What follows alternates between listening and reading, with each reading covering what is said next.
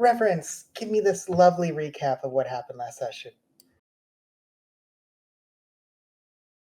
Okay. As I recall, we were still traveling through the desert. I'm trying to think of what specifically we saw. I know that we camped at one point and saw the phoenix. There was some fun with that and some sort of carpet bombing also involving its young. That was traumatizing. Mhm. Um, Lots of different talks happened. We eventually arrived at the Oasis of Flowers and met a tabaxi named Chant, who sort of warned us about the night and not to disturb him. So the first thing we did was disturb him, and we there was a fight. Some of us got drawn into the flowers. Um, Six seemed to realize something or some things as things were proceeding. And afterwards, Permelia dealt the final blow, and her sword Angel's Bane did something. Would anyone like to add anything?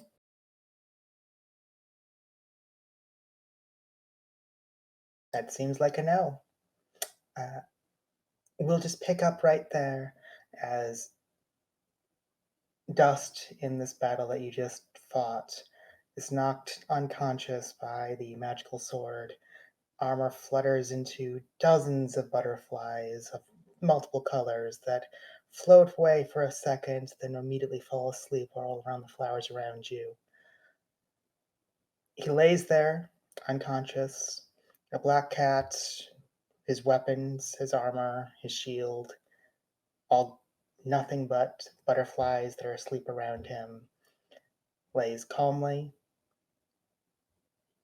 alive, breathing softly, and unconscious. What would the party like to do?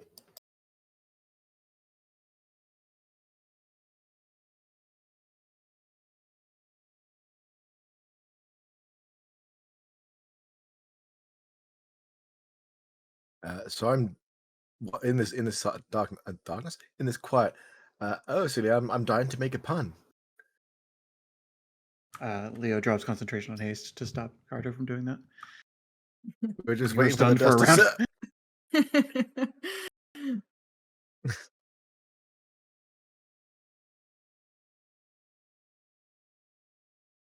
During this moment of quiet, as you start to wind down and adrenaline starts to leave you, from behind you, you hear a shrill, "What the fuck?"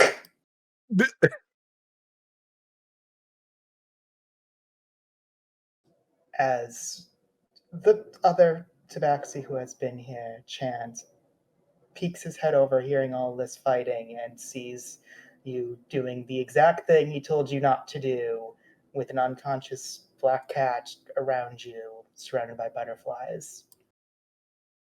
I feel like Karuto and I are probably closest to Chant because we were Definitely, far yes. back. I just want to make an observation on whether Chant looks like they are ready to step in or step on us, sort of. Insight.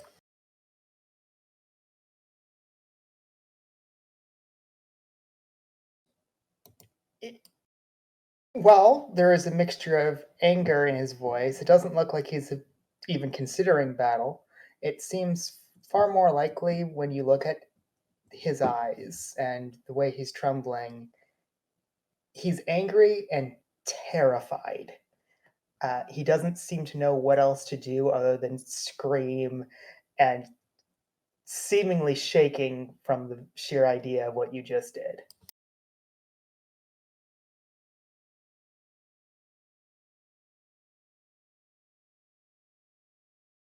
Um,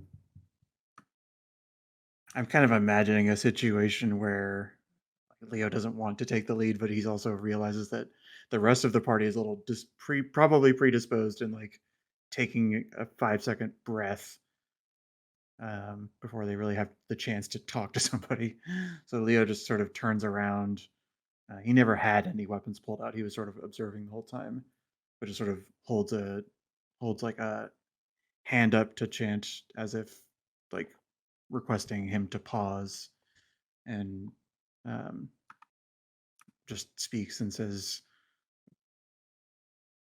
"We will catch you up in a few minutes."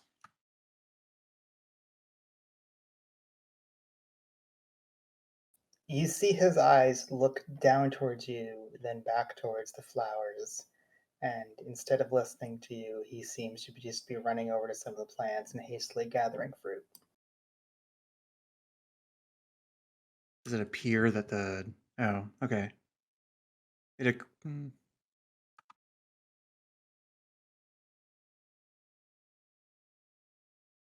I following his lead before Leo just sort of like fades into the background a little bit.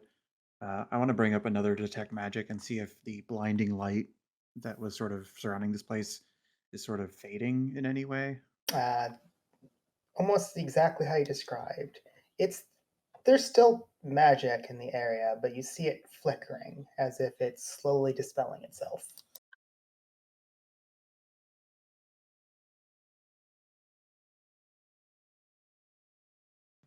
I'll keep tabs on that, and over the course of other people's conversation, I might chime in about a few things that Leo will look at in particular.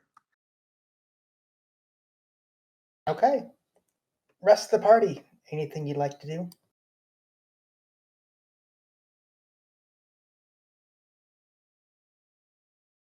Karito is going to keep watch for any threats because this place is just generally dangerous.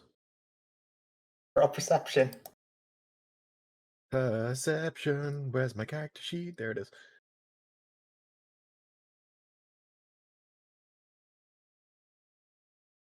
Bonk. Nice. Very least, with the exception of a tabaxi behind you and Leo kind of moving around and the rest of the party, uh, there doesn't seem to be much other noise.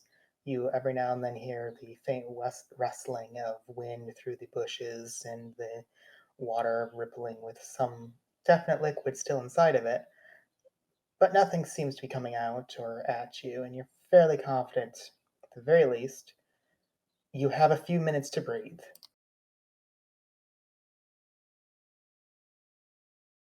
Good.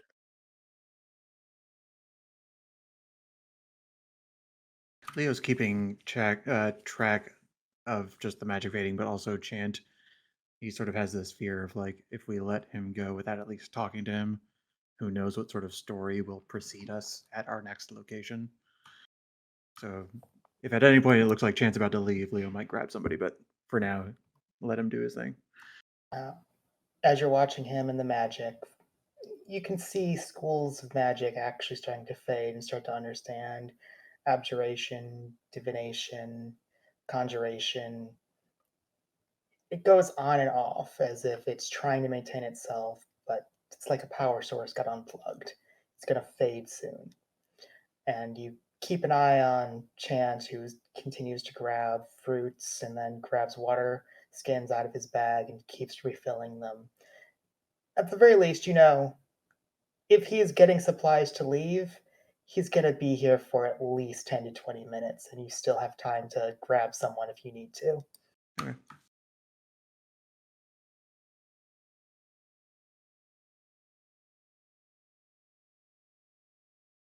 So, party who's currently, let's say, heavily beat up, which is literally everyone else who hasn't done anything yet, what would you like to do?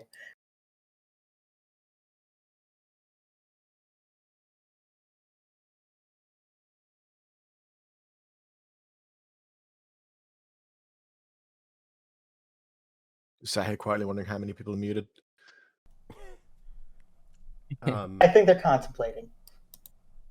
Six Real. is sort of quietly standing over her brother's body with this mix of fear and shock, maybe, and indecision.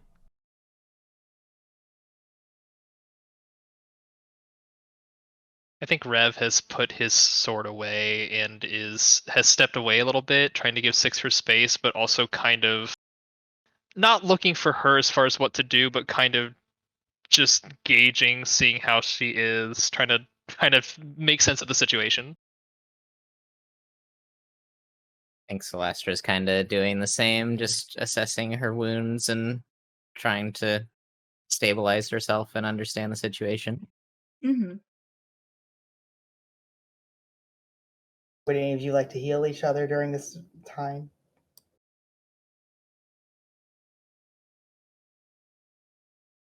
You know, cleric and paladin. Just wanted to see if you wanted to spend spells on healing. I think I'm going to hold on to my spells until I am certain of the situation. How about you, Navali? Yeah, same. Okay. Okay. I'm assuming that we have spare clothes with us. Is that fair? Considering that you bought 3 months worth of supplies, I would be shocked if you didn't at least buy a couple of pairs of extra clothes. Okay. Six gets down on the ground, like kneeling in the flowers, and is going through her pack, and if nobody stops her, she's just pulling out extra clothes to lay on Dust's body.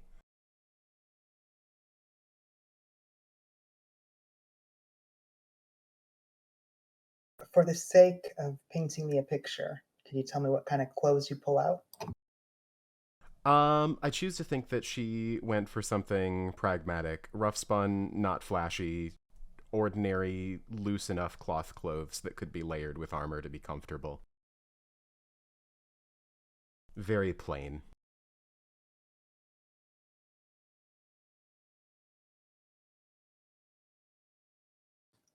You cover the black cat with some of your spare extra pragmatic clothing, and he continues to lay there motionless.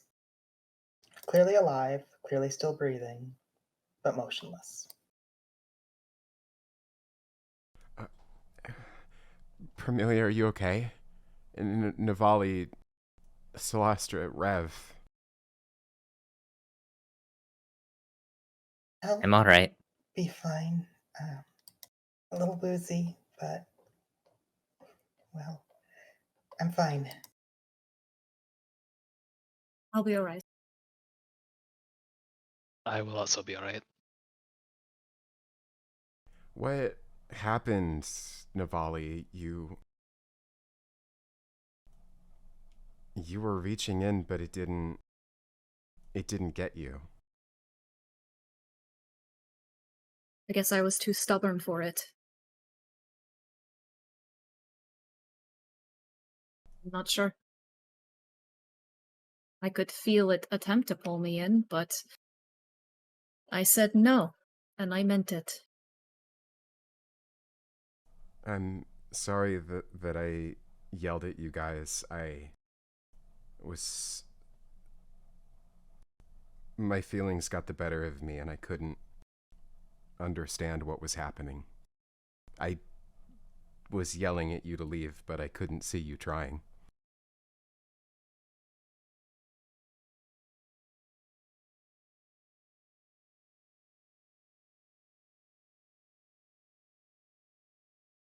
Leo's kind of just floating around at this point and perhaps in range of the conversation, but is any magic sort of coming off the butterflies?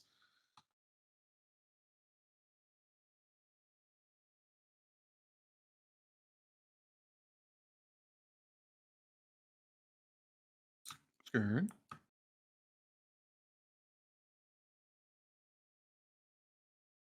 Yeah. He's dead. Oh no, no. skirt.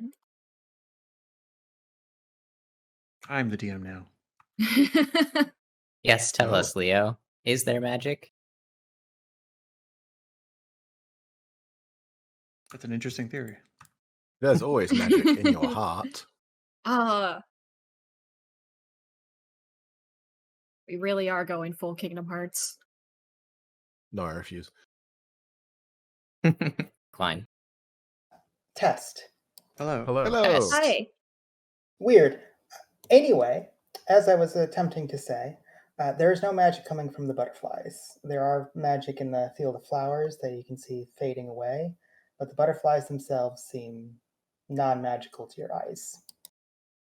When you say the magic of the field of flowers is fading away, or the field itself is fading away? It's still there, but the magic that surrounded it seems to be fading. Mhm.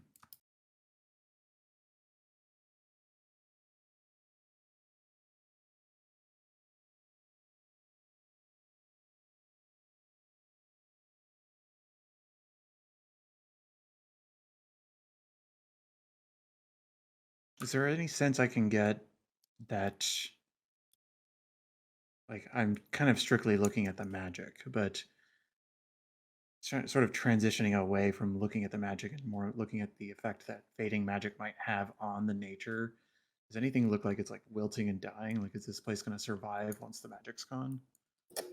As you're looking around, a couple of areas seem to completely fade out of magic, but you notice it's still dirt and greenery underneath it.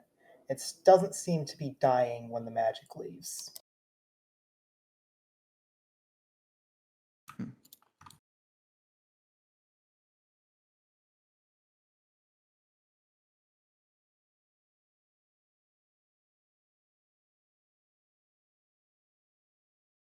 And sorry, last question.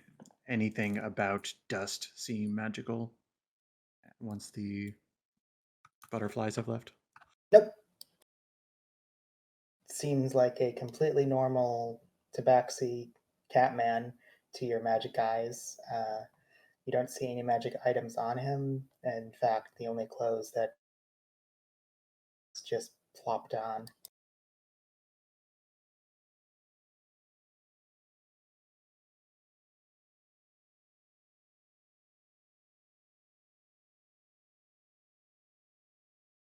Um,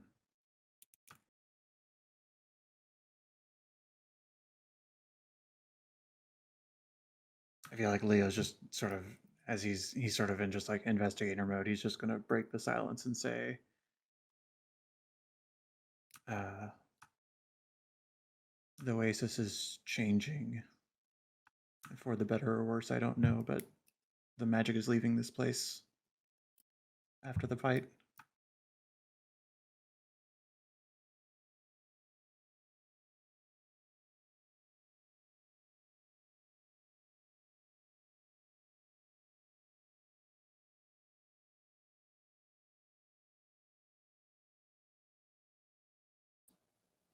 As Leo says this, there's a small pause as the rest of the party seems to contemplate before the tabaxi continues to fill water skins but shouts off, "Yeah, you broke the thing that's protecting the place from the monsters!"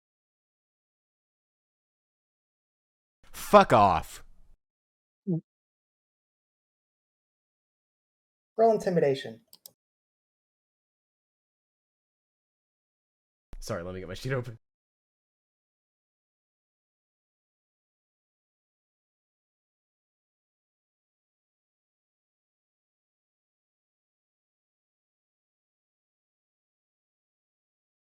Leo, as Six yells back, you can see him freeze for a second and looks like he's about to bolt. No, don't you do it. Get your food and get your water. Stay out of this. This doesn't concern you. Neither I nor my slaves are going to attack you. Leave me be.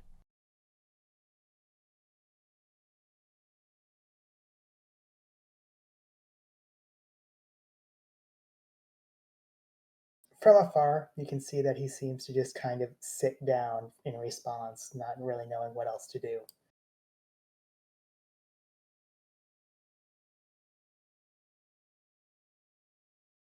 Six takes a sharp breath in, runs a hand over her hair, and kind of gets it together.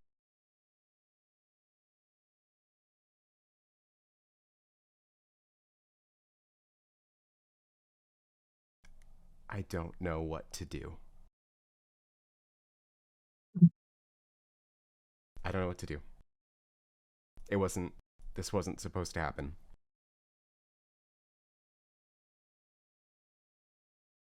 May I suggest we simply wait for him to wake?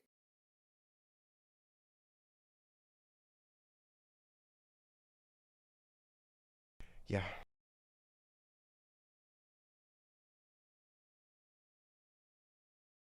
Look, is there anything you would like to happen?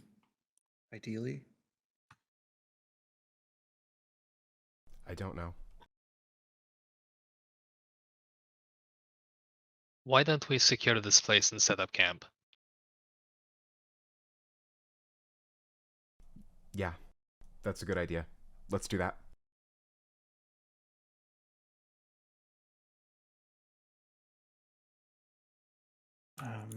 I'm happy to set up the dome. And Leo lowers his voice a little bit and says,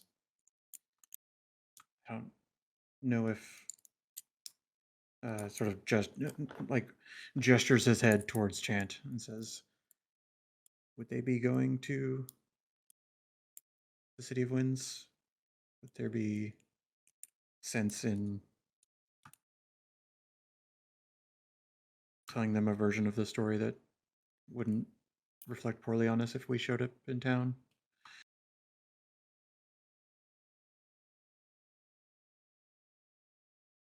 No, let him.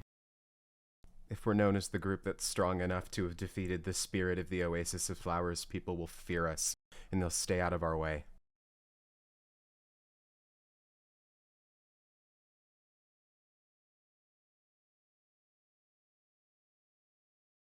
Leo nods. Kind of just like politely and backs up and I don't know if we need the dome or not with the spirit missing, but I'll bring it up just in case. And he'll just go off to somewhere outside. Like, my assumption is that we can stay within the clearing without issue. Clearing's not. Yeah, it was just the flowers that we were warned away from, but that's Correct. not even an issue anymore either. So, yeah, Leo, just pick a spot that is respectfully away from Chant and from dust at this point, and just start bringing up the dome. You have no issues in trying to do this, but I assume you're ritual casting this, so Yes. is there anything people would like to do while Leo starts bringing up the dome?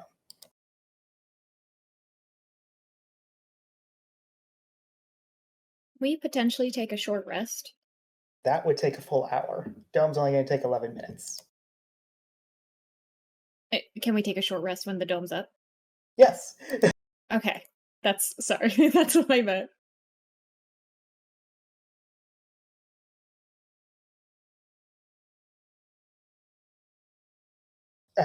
Permelia's gonna look over to Six. Can I ask a question? She nods.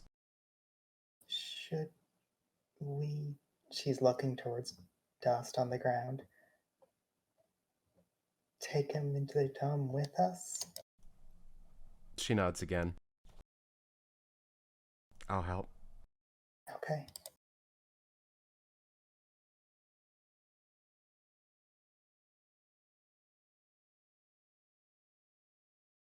There is something I'm actually going to need you to roll for me. Sure. Do you just, I assume, her and you, like, pick him up and drag him off? Yeah, try to pick him up. Carry him. Completely reasonable. Could you roll me athletics for both of you? Gotcha. Do you control both of them?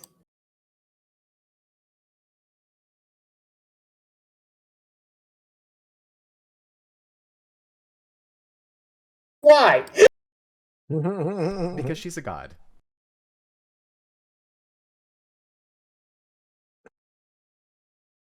You don't have too much issues in... You're a little distraught, and he is heavier than you were expecting, but you've traveled with Permelia, and you know she's weirdly about as strong as a giant bunny woman.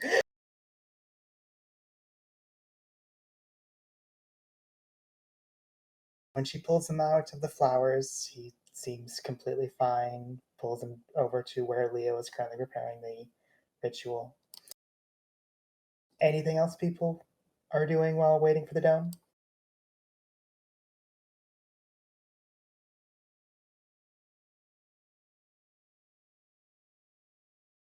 Dome comes up.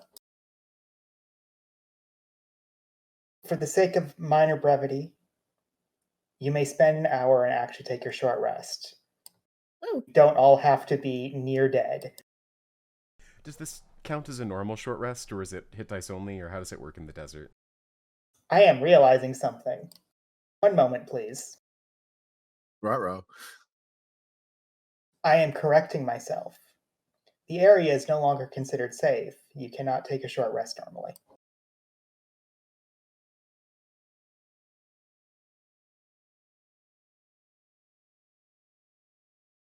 Like them. So you're saying Okay. our only option is to bed down here if we wanted to rest? Yes. As a reminder, if you wanted to spend extra supplies to make the area safe enough, you could still take a long rest. But the area is no longer considered safe, so it's no longer using normal rules. I think we should spend the extra supplies. I agree. same. Agree. I believe it has 2 supply per person.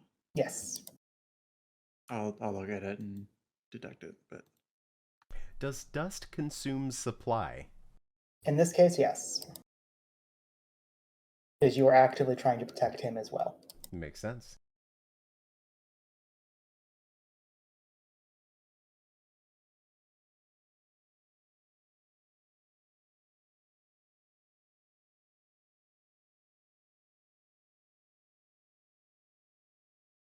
But with the idea that you are actually then setting up essentially fortifications to prep for this, is there anything you would like to do before we move on to the idea of taking watches and actually just taking a full long rest?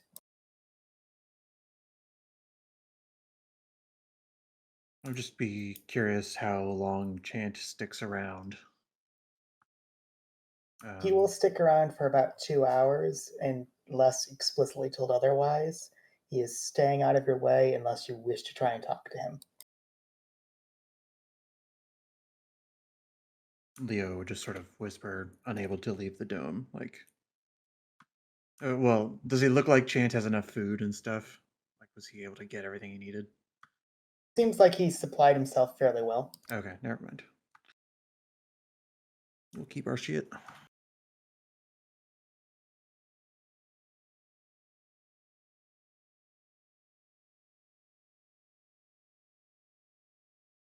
If there's nothing people would like to do before you actually straight up bed down, I'm happy to just move on to you watch him leave and you actually start trying to take a long rest.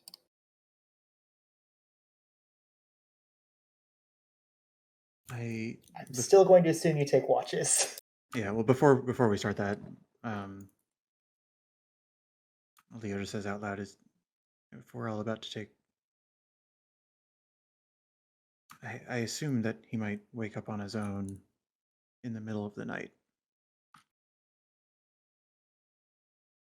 Should we perhaps, sort of looking at Navali or Celestra, should we perhaps bring him up and explain the situation now before looking at 6, like before certain people fall asleep? Solastra looks to 6.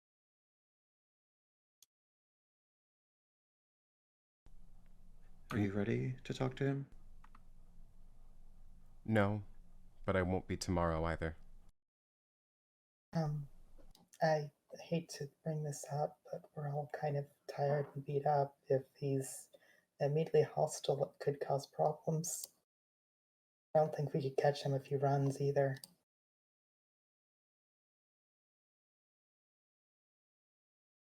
Dust was never sneaky. We should rest. And when he wakes up, he wakes up.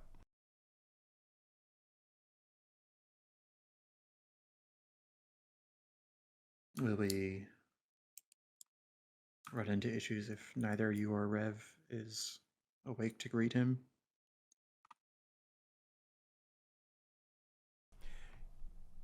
He was empowered by the flowers. You said the magic is gone, and he's outside of them. I suppose I meant, would he be offended if the slaves were taking watch? Skern, was Dust racist, or do I not know? You don't know.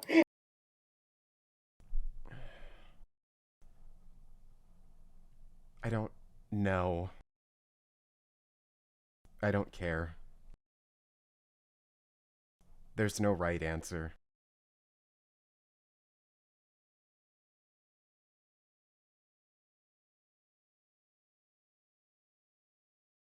Well, we'll see what happens then.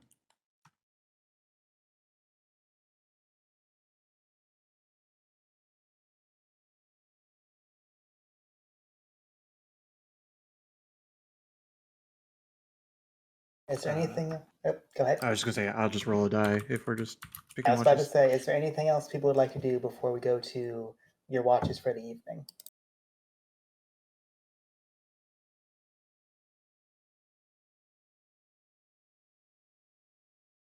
Who's taking what watch?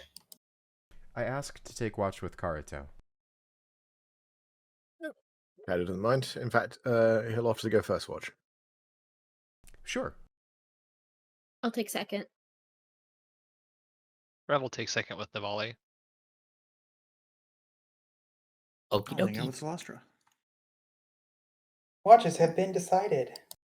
At first watch, you know the rules by now. I can't provide Yeah. you aid. I am exhausted. I must roll at disadvantage. Totally fine.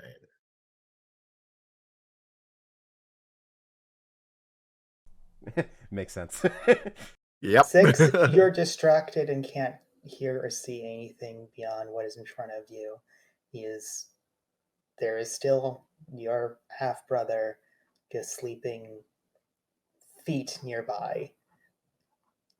And you don't know how to feel about that.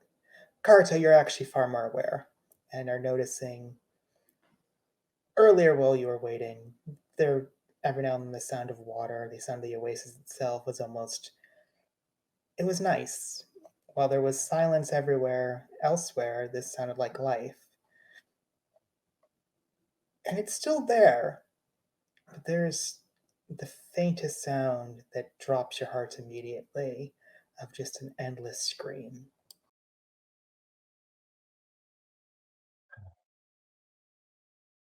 It had the last of those.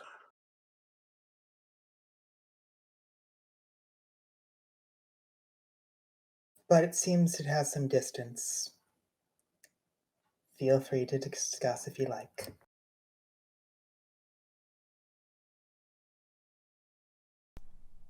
Karito.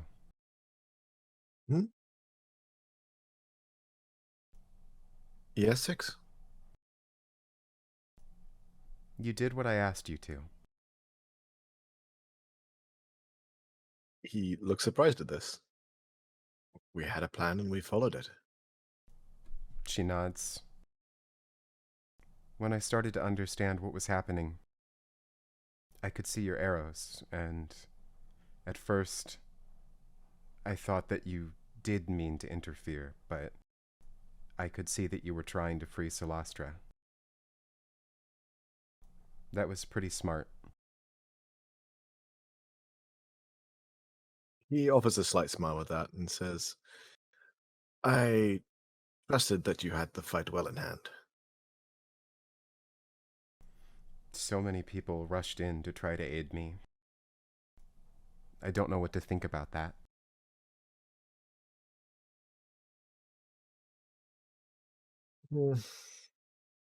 It is perhaps a subject of conversation for while we travel. However, I will say that considering how we act as a team, it is...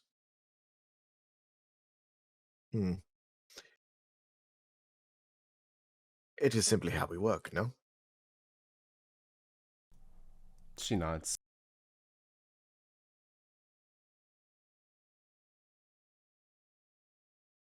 It's very like them, she offers. He smiles at that. Yes, exactly.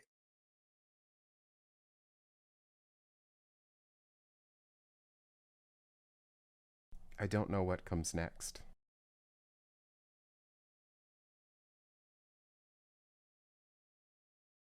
Character thinks about that for a moment. Have you ever known what came next?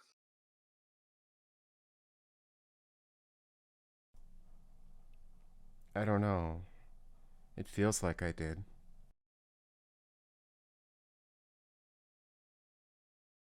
But maybe I never did. He nods at that, as if that was some sage wisdom. I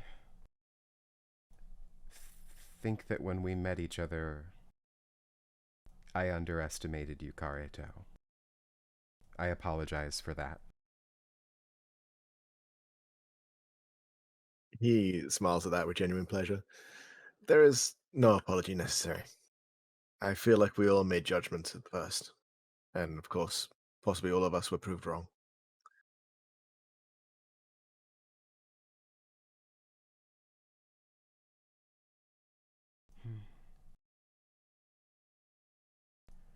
In your order, what did you do with people who couldn't do it right?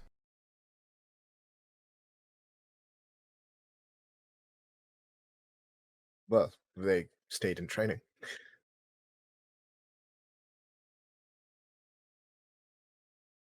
Forever? He nodded. It was no bad thing. The temple was safe. It would have been more dangerous to send them out on the streets unprepared.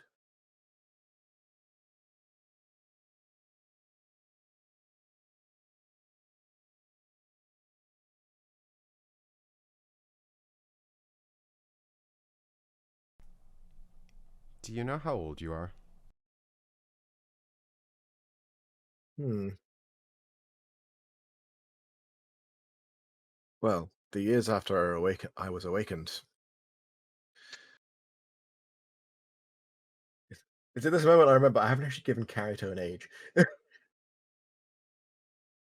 No time like the present. Yeah, I would say roughly 20, 25. But of course, that did not include time when I was less aware. A fox.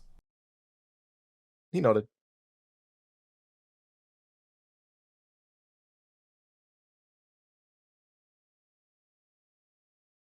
When did you leave the Vale?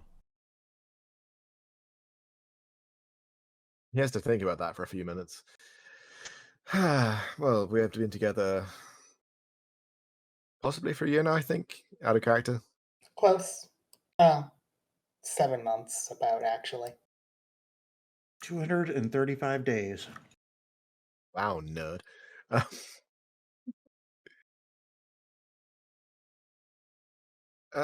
Roughly 4 years ago at this point. Huh.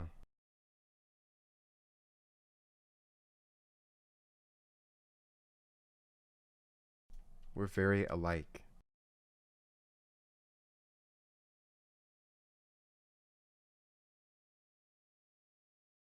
In which way? Hmm. We're about the same age. We know a lot of the same things. You do it a lot better. I do different things now. We've been away for the same amount of time.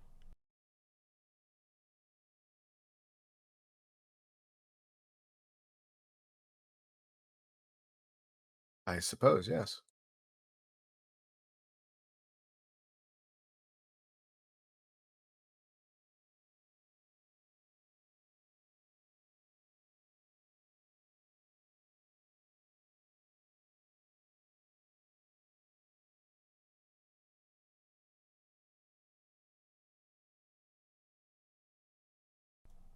I have some things to think about, if you don't mind. Once more a nod. By all means, I feel I have the situation handled. She nods and, like, doesn't even make an attempt to look like she's watching anymore because Karuto has it handled. And he seems totally fine with this. You still hear that screaming as the hours go on, Karuto, but you're fairly certain it has some distance still and you should be safe. Watch number 2. That'd be Navali and Reverence. As normal, Permilia wakes up with you, Navali. Rev, do you wanna just roll around, or My perception is 5. What is yours? my perception is 5. So Let's both roll. Let's both roll. Okay. My God.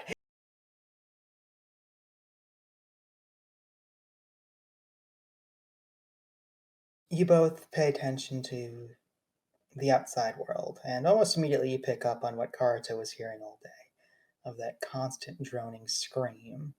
You can tell it's some distance away, but it's hard to tell if it's approaching or just around. It's constantly there. It's going to make life difficult. You can just feel it. But beyond that, there's a bit of peacefulness to hearing that there's life around you, the rustling of leaves, the breeze going across the grass, the rippling of some water nearby. Makes, at the very least, Navali feel a little more comforted at home. Any conversations you two would like to have?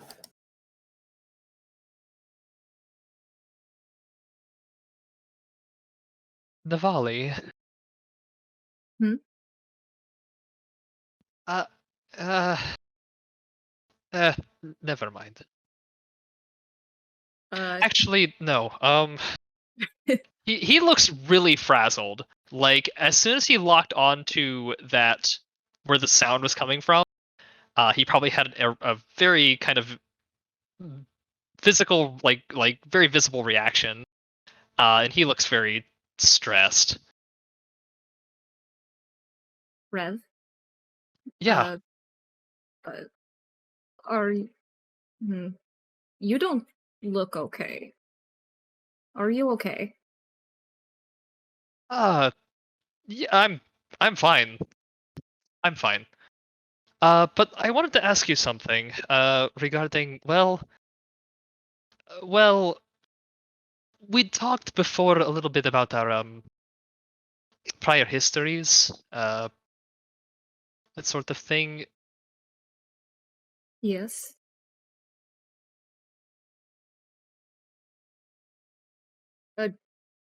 By prior history, do you mean? You told me a little bit about your family. Oh, yes. Mm-hmm. What about that?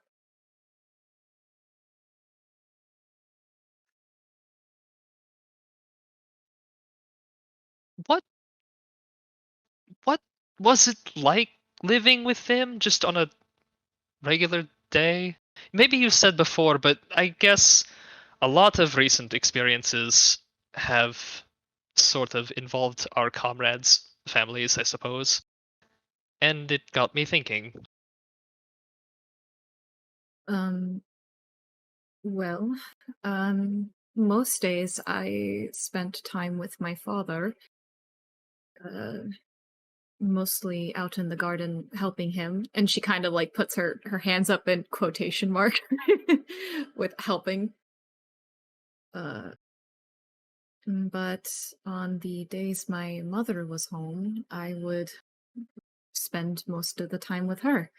She would take me out into the field, maybe into the forest, sort of get a feeling of life out there. Maybe I don't know if I'd say training, but she helped me sort of get a sense of how to hear out for things and pay attention to the sounds in the forest. But that's more of like a typical thing. Is that what you're asking for? Yeah.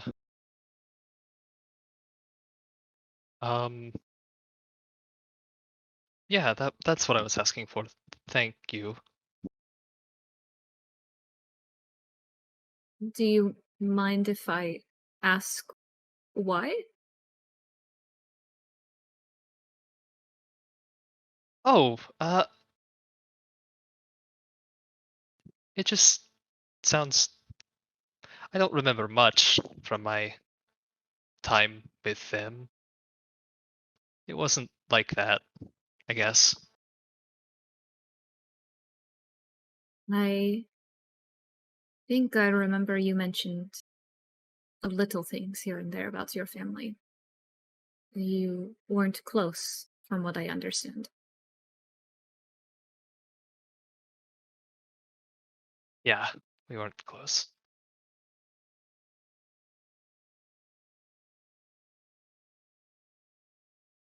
I it makes me sad to hear that. But sometimes family isn't always what you want it to be. Navali kind of looks towards Dust for a second and Six. I know it can be Navali, worked on. Yes? I'm going to mention this because you look towards Dust. I was just typing this to reference. You notice that he's stirring lightly, as if he's probably going to wake up soon. Speaking of family, looks like we've got some that is waking up soon.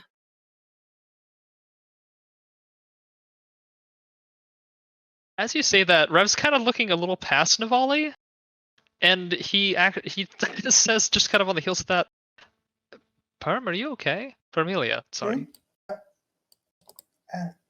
What? Are you all right? Just why butterflies? Do you not like butterflies? Why did his armor turn into butterflies? Navali looks to Rev. I'm sure I don't know. That was the spirit of the Oasis, I think. Was that the understanding?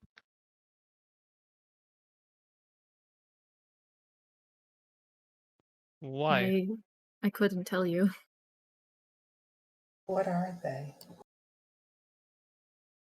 The butterflies or the spirits? Well, I'm sorry, just if I did that when I hit him, then it's reasonable to think that the sword you gave me did that. But that means they're not from here. What are they?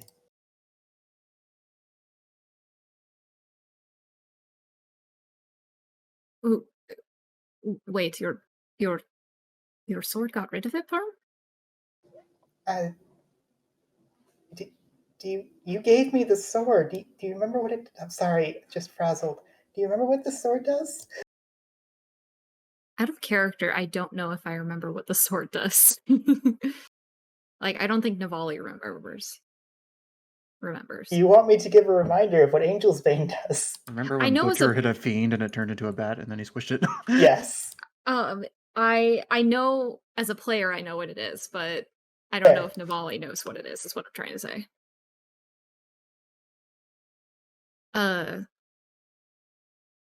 Is it like what happened to that bat? I guess. But he wasn't a giant demon. He's not butterflies.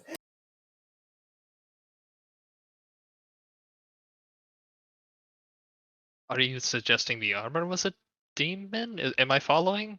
I don't know what it is, but just thinking about it hurts my head, and I want to know.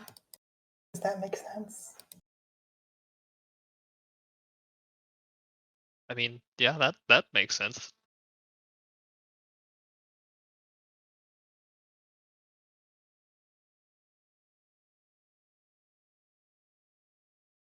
Perhaps when he wakes up, we can get some answers. I was also considering in just grabbing one. Grabbing the butterflies? Yes, You're going to be pretty quick to catch them. they're asleep. Oh. Oh, I guess they are.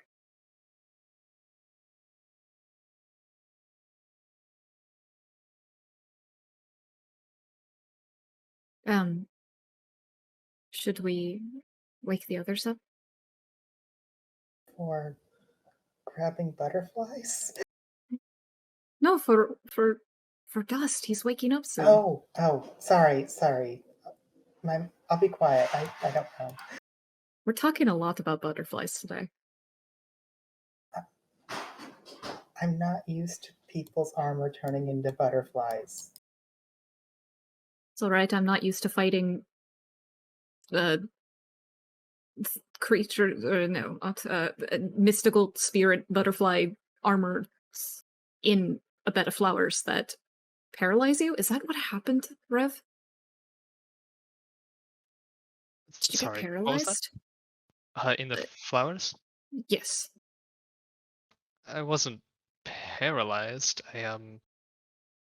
What did it feel like for Rev? At which point? Are you talking about when Rev fell in? Navali? Yes. It didn't feel like anything. It felt like you took a step in and then your body just got heavy. The weird sort of weight, I guess. I know Celastra struggled a lot to get out of it, so I was curious if perhaps it was some sort of paralyzation. A lot of weird things happened today. I think the butterflies are maybe not the weirdest thing, but up there.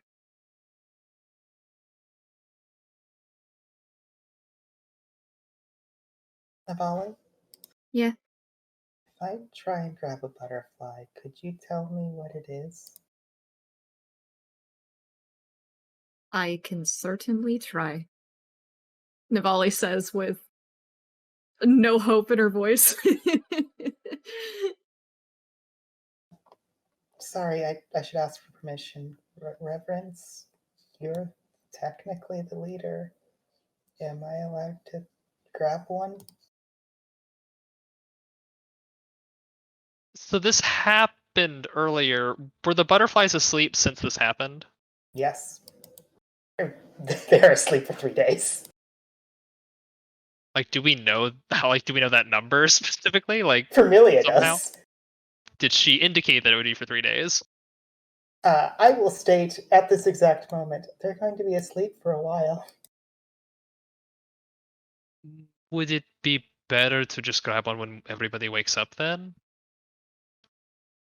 I mean, okay, let me ask this out of character. How far is the dome from the Field of Flowers? Leo definitely put it a little bit away, but the oasis itself is not huge. I would probably judge 150, 200 feet away. I will say that it's probably super dark and she can't see shit by herself. Correct. Are you opposed to waiting until morning and we'll just all go over there and grab one?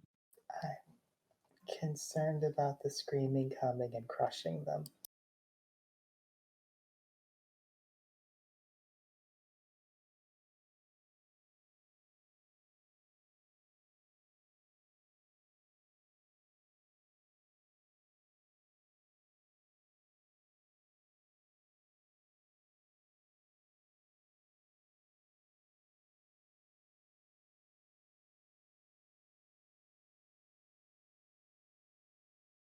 Sorry, if you don't want me to do it, I won't. It's just, I want to know. I definitely don't want you doing it alone one way or another, if that's... Should we wake everyone up? I mean,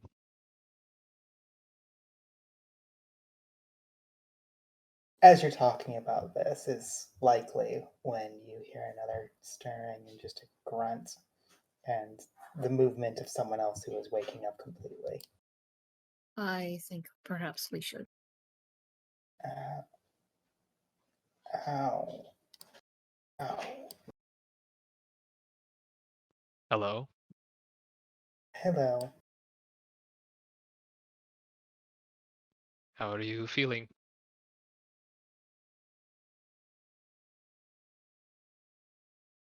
Pain. Where? He seems to be touching the ground and for a moment seems confused. Then he fiddles around a bit and notices there's clothes on top of him, but just clothes. Where? How? What?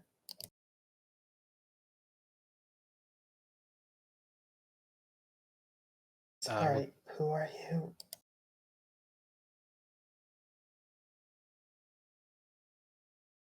We are traveling companions of 6. We are currently a little ways away from the flower field. Ugh. Ugh. Sorry, try that. How? I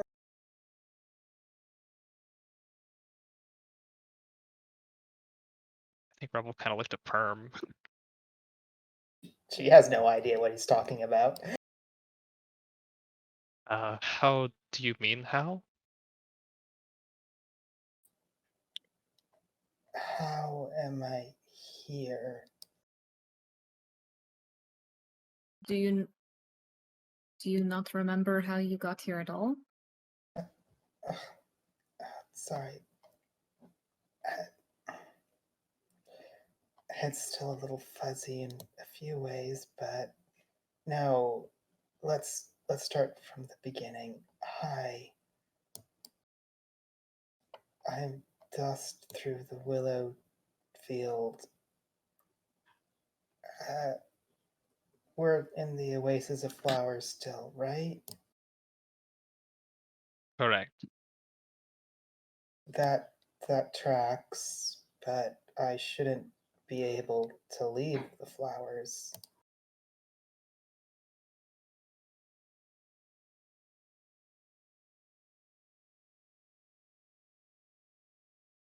Did somebody force you to be in there? Complicated. Sorry. What are your names? I apologize. I'm Reverence. No, look to everyone else. Navali. Permelia.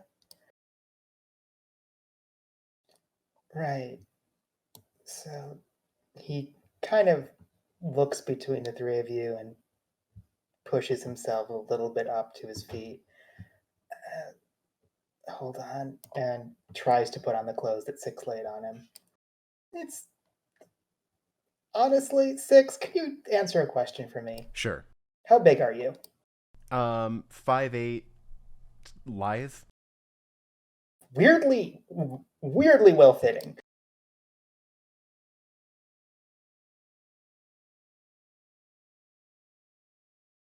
Okay. Could I have some water? Sure. Revel, get him some. Do the water skin. He will drink it very quickly, as like you just gave a dehydrated man a bottle of water and it's gone within seconds. Okay. Sorry, that. Ugh. Hi. Uh, he looks more carefully around and notices the people sleeping around him. Should I be quiet or?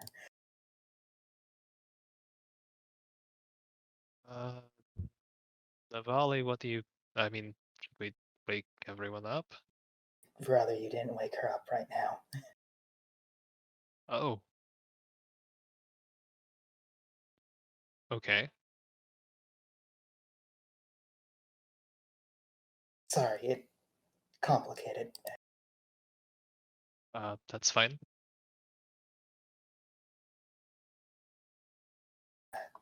Navali, Reverence, that's your names, right?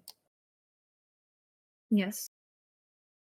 Alright, let's just make this real quick and a little bit easy for me to start from. What has she told you about me?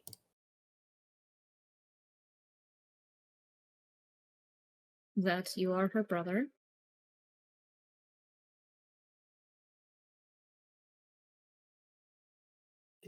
Is that it? Navali looks to Rev. Out of character, I'm trying to think of what Rev knows. That's all I know. At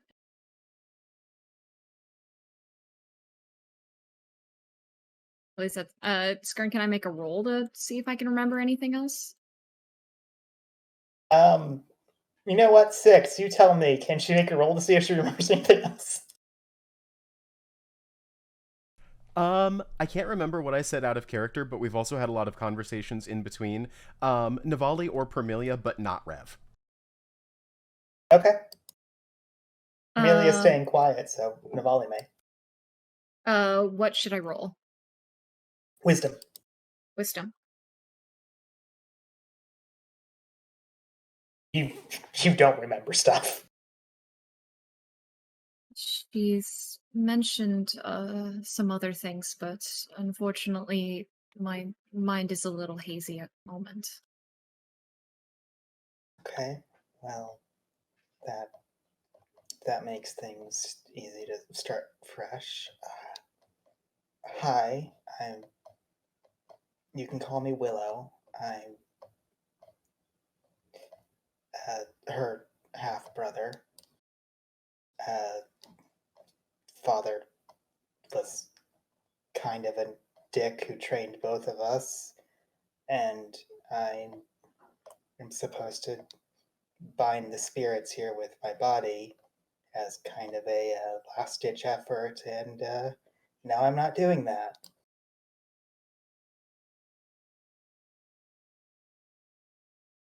Ditch effort? Sorry, I didn't catch that. Hostage effort? Is that what you said? Still didn't catch that. I apologize. A hostage effort? Is that what you said? Hostage effort? Bind the spirits here. Last ditch. Oh, last ditch. Last ditch effort. I apologize.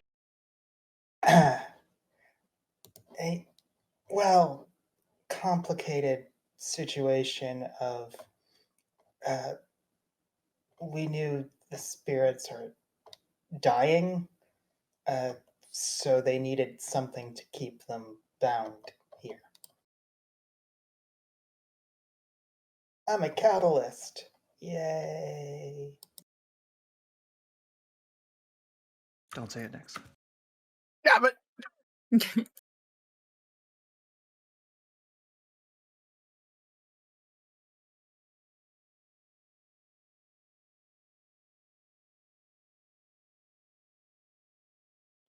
You Was a catalyst, I guess.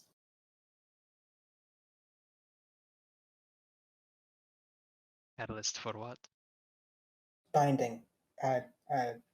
Armor was made to make sure the spirits stay here by putting it on me.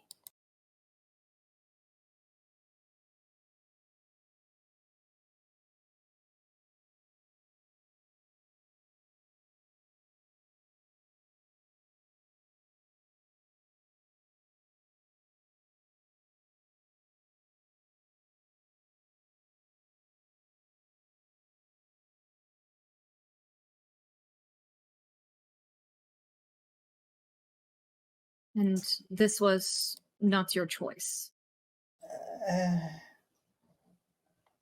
Okay, I've been here for like 3 years. This is a complicated answer.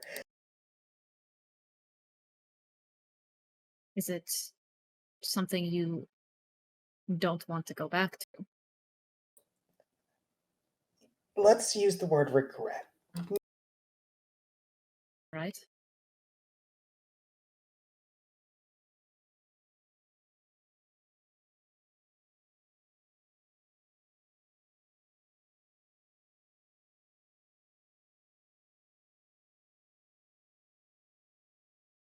So,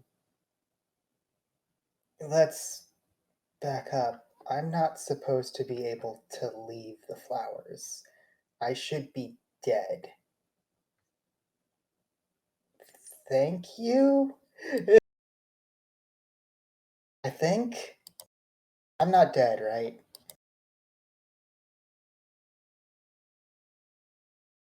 You seem alive.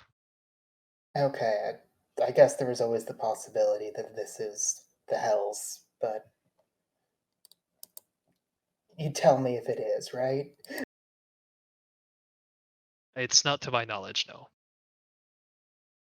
Because I can hear screaming. I just assumed that was one of those antelopes. Oh, okay, that's weirdly a relief.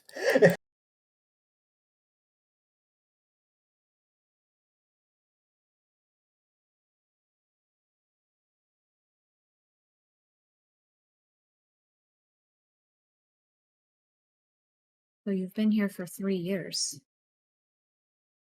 It's a long Ye- time. Yeah, mostly. Have you ever had like a sleep where you don't remember having the day pass at all? Mm-hmm. Yeah, that happened a lot.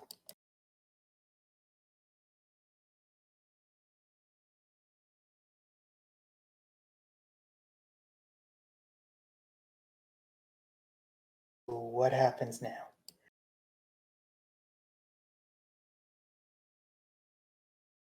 We'll look to Navali. I don't think that's actually up for me to say, but I know that Six wants to speak with you. That's all I know. Why?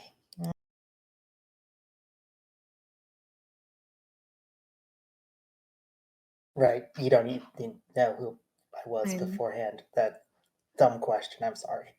no. I just know we came here to seek you out because she wanted to speak with you, and that was enough for me. Of course it was.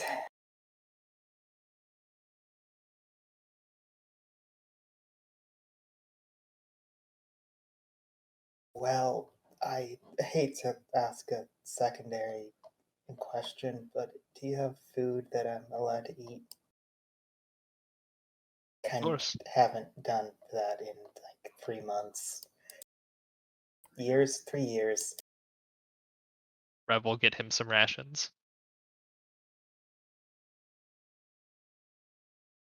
He devours it very happily.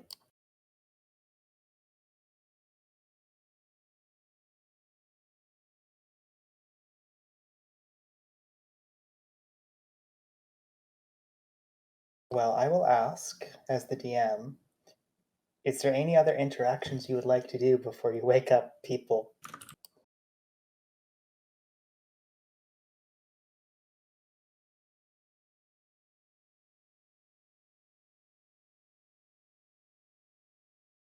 I mean, I think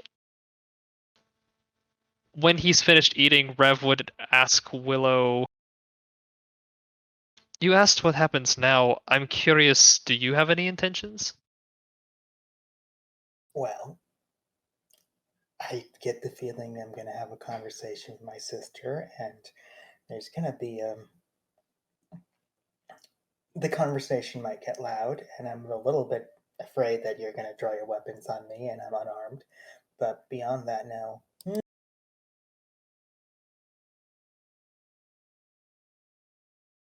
I mean, we're not just going to draw. I mean,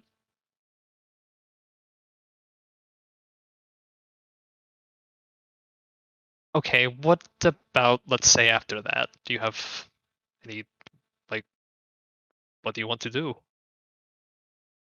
I woke up like 20 minutes ago from being sealed in a flower garden. I don't fucking know. Fair point. Sorry.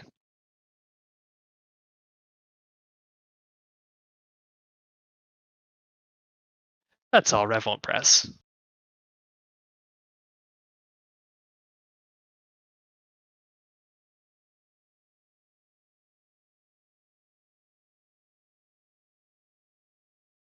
How about you, Navali? Is there anything you'd like to ask? No, I think that's it. You want to wake up the entire party or just the third watch?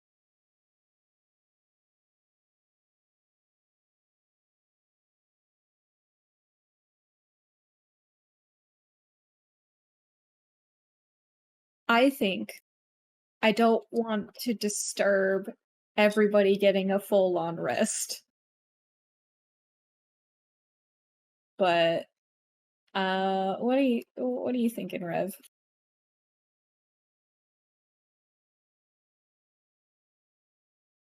Ah. I mean, I also don't want to interrupt the long rest. He did mention that it could get loud. Mhm. No, I think Rev would just wake up the third watch.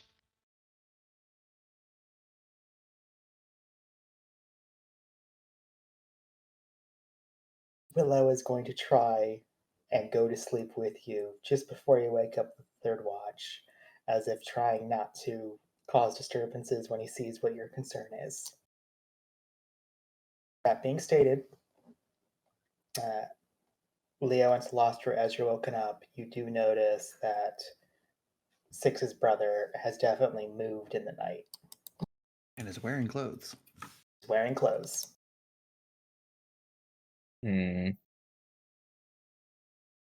Nobody said anything about That's it up to to us. them.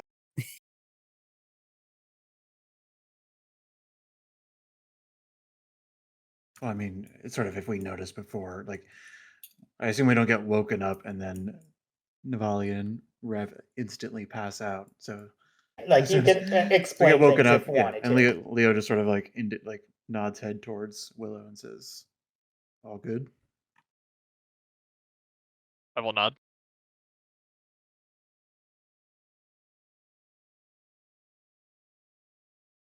All right. Perception checks. Oh boy, I think we should roll separately. Okay.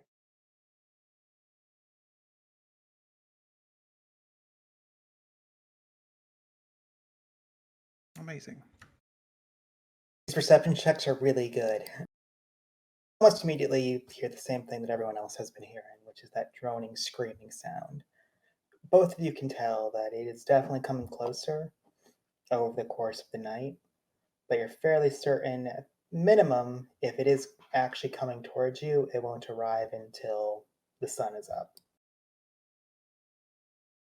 Yeah, I'm not metagaming. Leo was thinking about the butterflies too, just with his magic scan and whatnot. So he would be particularly aware if any butterflies are about to get stepped on. Makes sense. You're fairly confident, especially with your perception checks, that if they are going to arrive, they're going to arrive when everyone would be waking up.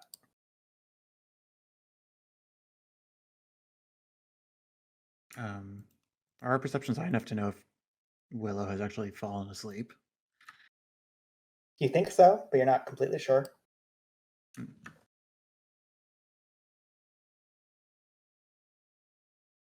Any conversations you would like to have?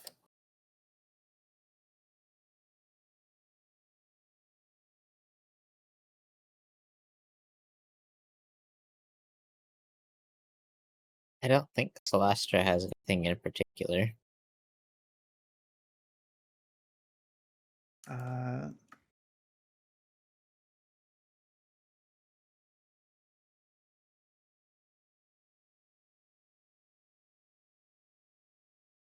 I just very briefly. You went in to the fight. Yes, I felt Six was in danger.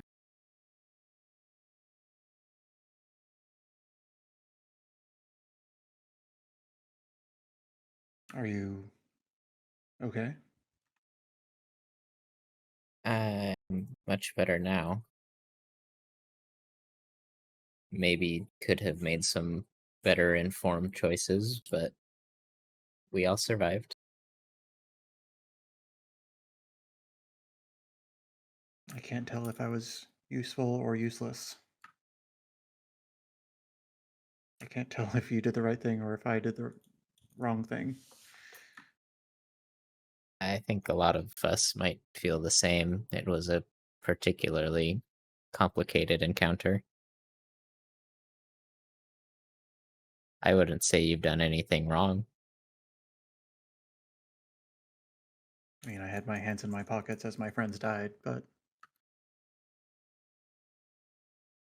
Luckily, we avoided that, but I felt much the same. I may have seemed like I was more in the fight, but I was struggling quite a bit.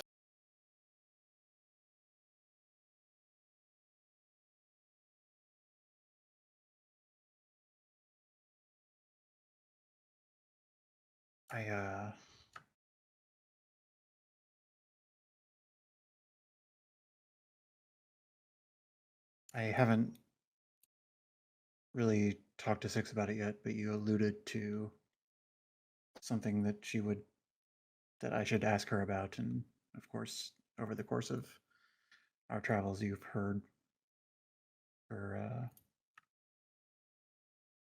her state what happened down in that mine. I'm glad you were there to bring her back. That is not what happened.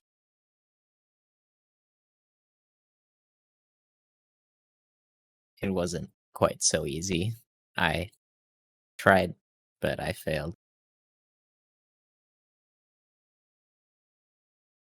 Leo furrows his brows a bit, but he's also sort of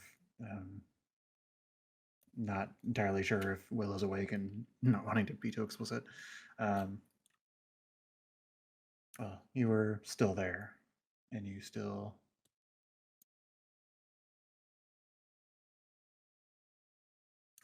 were present, and I was not, just like today.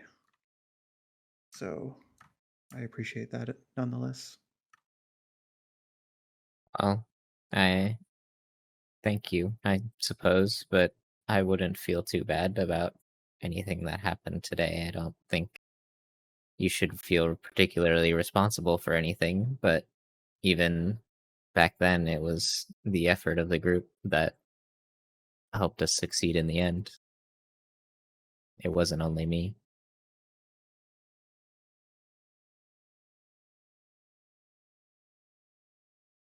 And yet I wonder if I had been there, if something different might have happened. We may never know, but at least we still have Six.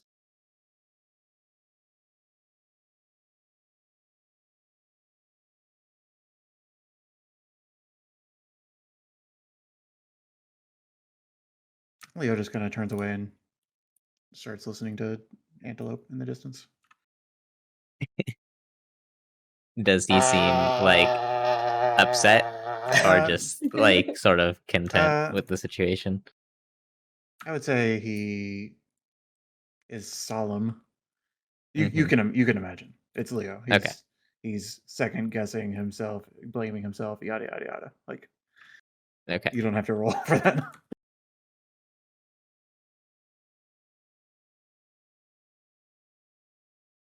But he's just letting the moment, and like unless you have more to say, he's sort of just going to lose himself in thought, probably. I mean, Celestra doesn't want him to feel guilty, but I think she said everything she would say. Fair enough. Well, in that case, I would like to congratulate every single person for getting a long rest. What? Yay! Ah. Long rest.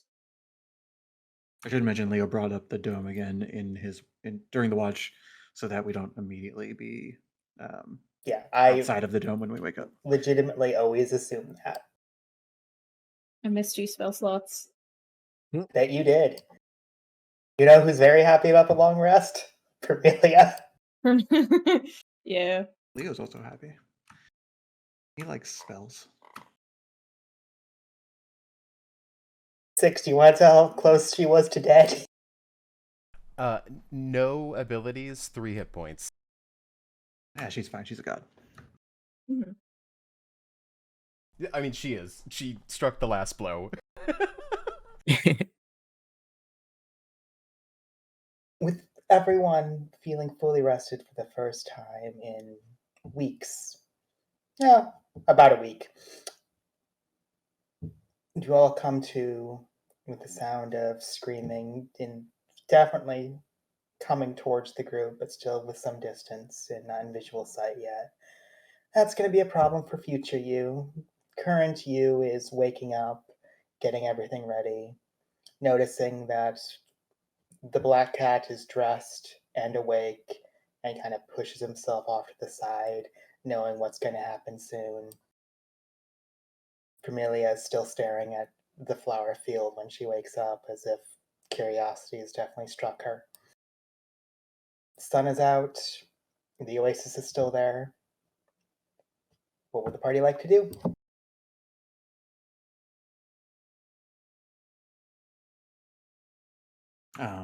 I would just only mention that when Leo is sort of out, I imagine at some point Leo and Celestra would intentionally nudge people awake when it's time to get up, and just sort of like indicating to Six, just like giving Six a light shrug on the shoulder, and then just sort of head gesturing to Willow, hoping you'll notice that he's wearing clothes.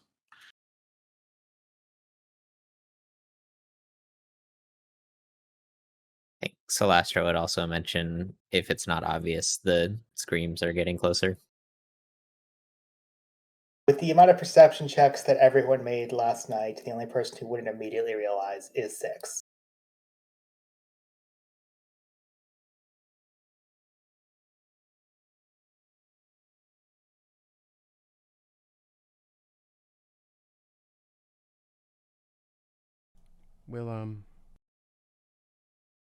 Will you guys come with me? I'm not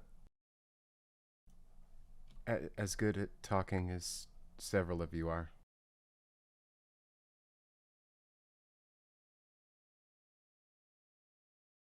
Carto, how far away is this thing? That sort What, of gesturing at the gesturing at the screen in the distance. Like, how long do we have? Would you want a perception for that? I'd actually want survival Survival? or Okay. nature, up to you. They're the same roll. Yeah. Harita grimaces. It Leo is help as difficult if to he tell. was trying. Do you have survival trained? No.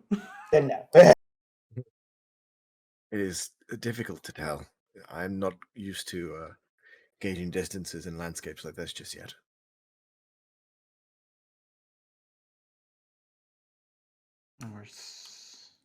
We're all safe to talk in the dome if you want, but we might get interrupted. In response to Six's question, Celestra would nod. Same with Navali.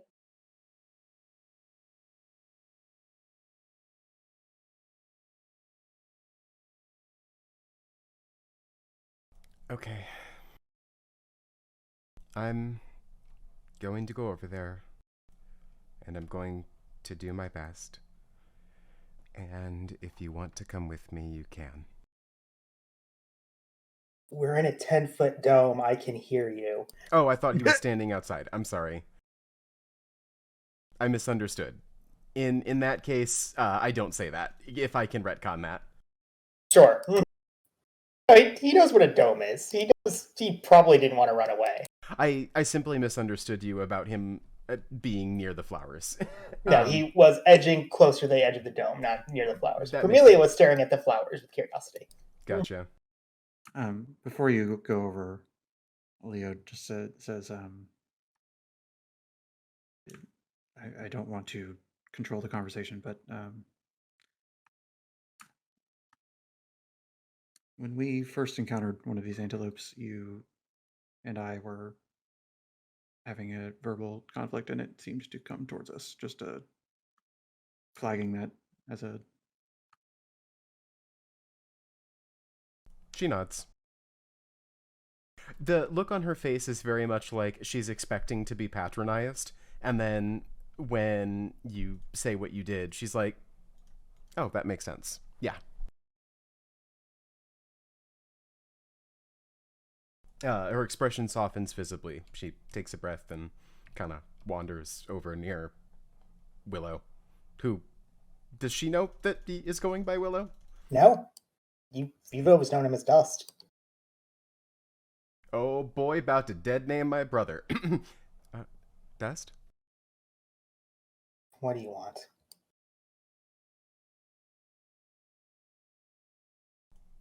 To talk? You're talking.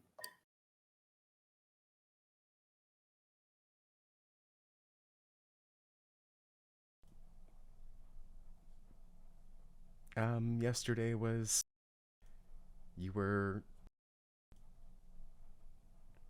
She's looking for the right word.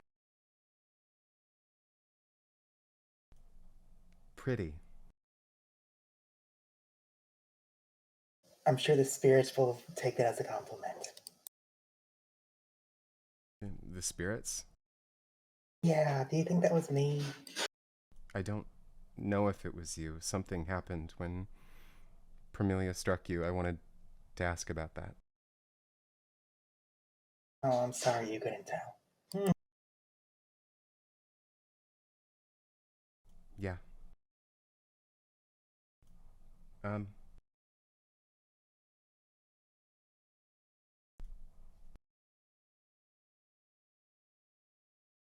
I meant what I said yesterday before we fought.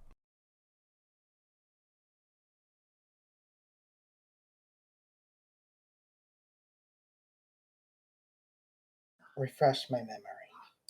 That I'm an asshole who was a dick to you, and that now that I've traveled more of the world, I've met other people like that, and I don't like it.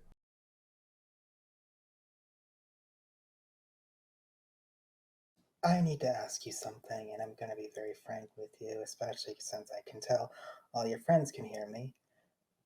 What do you want? I want to have a brother. Why? She has to think about her response. Because...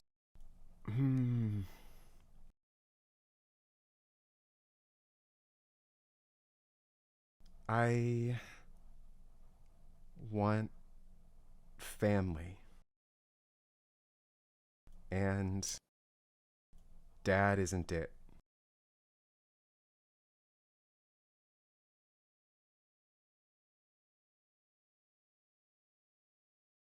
Well, you're not wrong about one thing. But I need you to know two things. Why do you call me Dust? That's your name, isn't it? Dad told you that, right? Yeah. Do you know why he called me Dust? Have you ever asked me? No. Because he said I had to earn the name I wanted. And that I am nothing but dust until I do. Well, that's fucked up. Yeah, what's I your agree. name? It's Willow. I didn't know. I know you didn't. And I need to just be very frank with you. Do you want to know why I've never liked you, Six? Okay. Because you are selfish and conceited, but don't realize it. Even now, you don't want a brother for the sake of helping other people. You want a brother because it makes you feel better. So, Six, answer me honestly. Why did you want to come here? Because I was worried about you. Because the desert is filled with horrible monsters. And I didn't know where you were. And I didn't know you could fight. And I was afraid you would get killed. She, intentionally lowers her voice there after a bit, remembering what Leorin said. So here's the thing. I need a deception check from you. Because you know he was safe from things you were told. Was he? Roslyn said he was safe. Very directly to you. Oh, fuck. Okay. I'm not intending out of character to lie, but can I still roll deception? She just didn't Yes, listen. I believe that Six believes it, but that's still deception.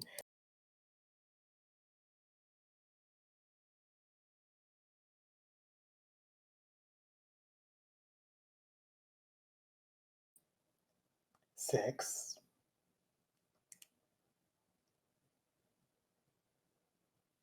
I do not like the fact that you think I was in danger. I don't like what you're saying because it proves my point. Let me finish before you say anything. She nods. You are selfish. And I hate the fact that you won't accept that. Everyone is selfish. But you're the one person who I see constantly making other people clean up after her and not realize that is what you're doing. If you want something, fine. Just admit it.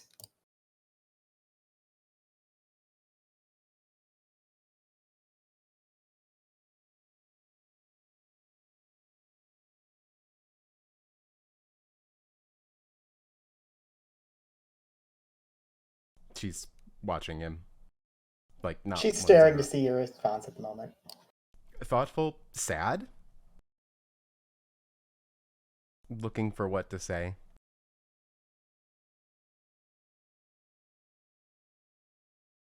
We can all overhear this conversation. Oh yeah, it's all in the dome. It's very clear. Yeah, we're whispering to avoid Antelope, but we're not enough to avoid each other. You're right.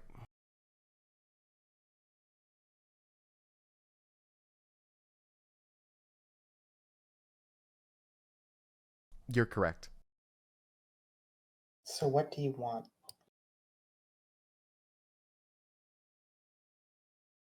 I don't know anymore.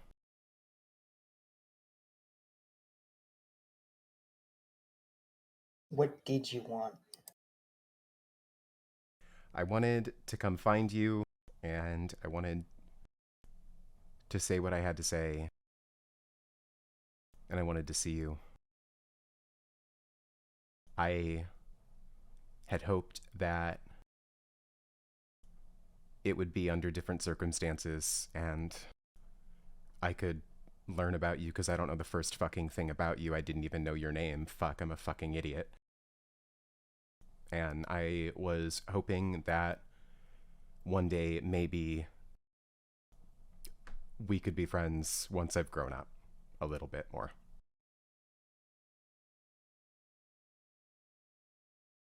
Or persuasion.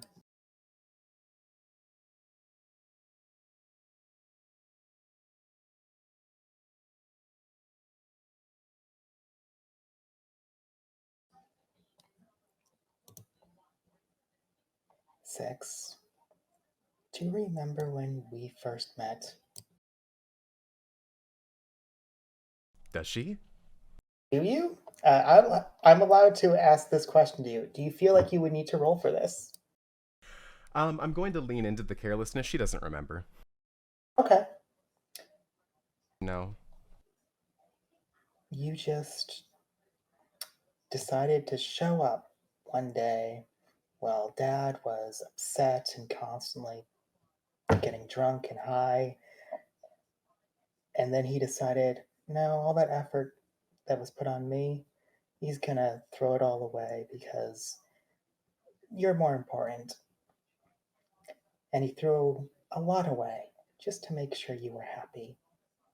So the first time we met was him telling me, make sure that she can beat you up once, just to up her confidence. And you never let that down.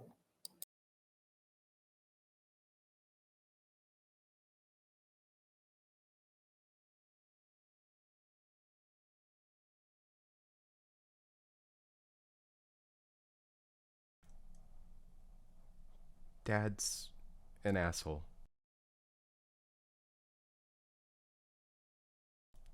He fucking sucks.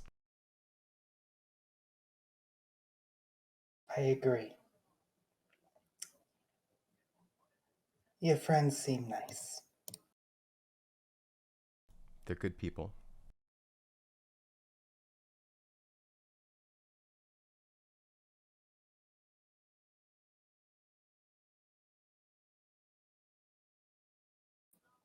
I'm going to ask one more time, and I'm going to try to make this easier.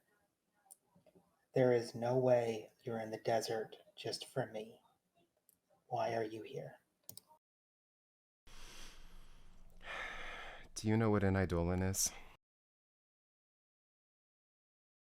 No, Do you know what a guardian spirit is? I know what spirits are. Can I ask one of them to help me describe it? I'm telling the truth, but I can't explain it well. Ask a spirit? She's gesturing to the party members. I'm sorry, are they only allowed to talk when you tell them to? No. I didn't.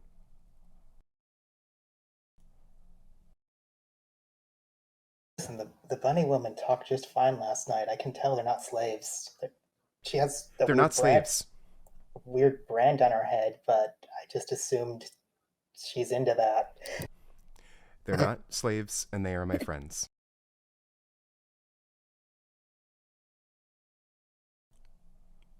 I assumed that they were willing to die for you. She's turning away. How would you describe an eidolon? It's like spirits.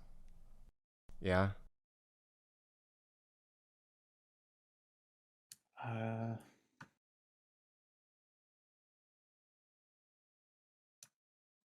Generally, some would call them spirits, others call them gods, but in fact, they are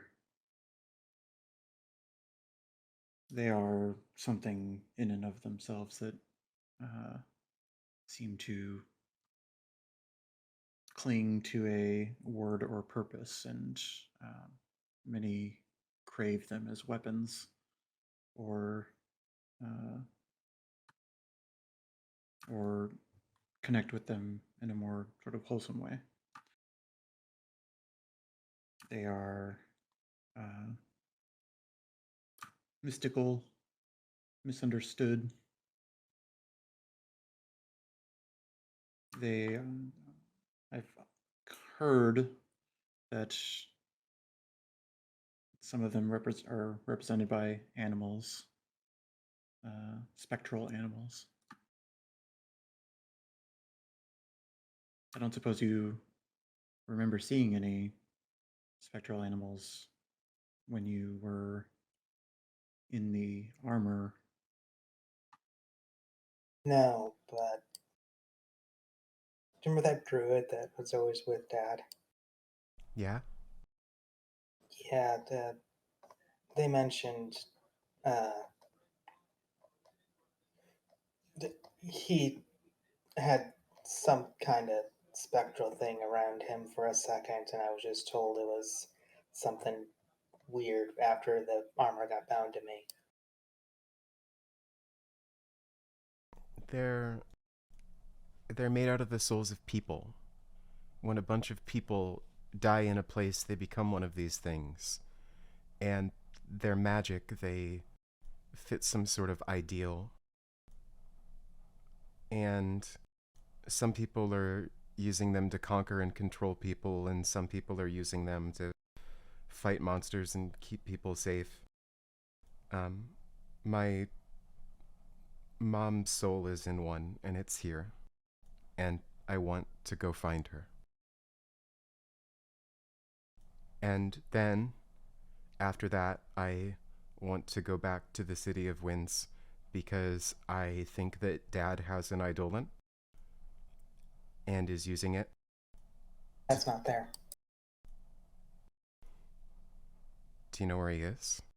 No. I know. Sometimes, same druid comes and checks on me, and how do I put this? I was told that our dad decided to take a rest and left the Rasahari for a time. That I needed to just protect this place while he's gone.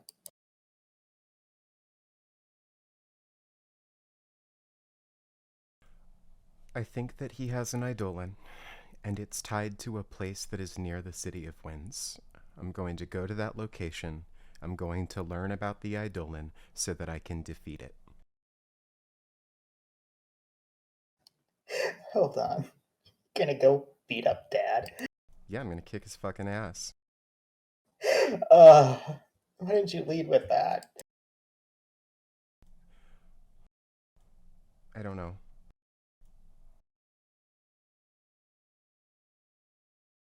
Roll another persuasion.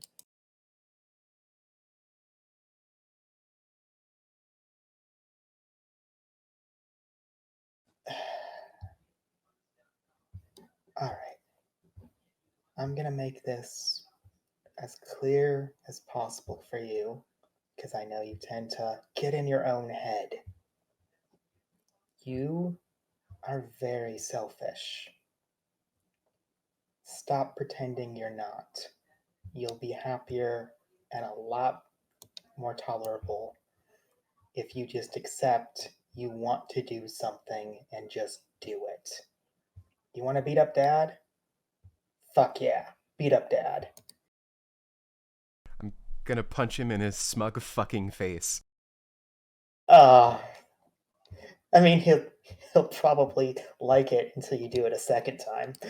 He'll think that it's an accident, and then I'm going to do it again, and then I'm going to do it like 7 more times, and then he's going to realize he's in danger and have to take me seriously. I wish I could see his face. Fine. I am selfish and I want to do things. I want to rescue my mom because I love her, and I want to beat up Dad because he's a dick to you and to me.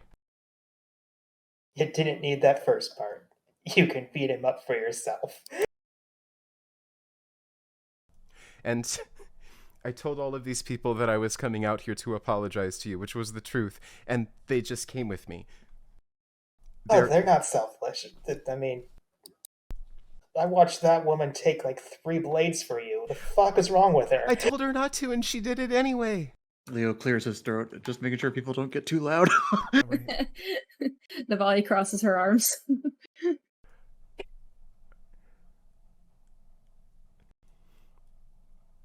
I'm good.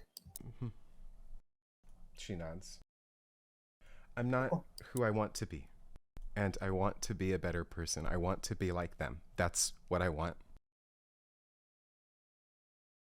Can I give you advice from someone who had nothing but his thoughts for a great deal of time?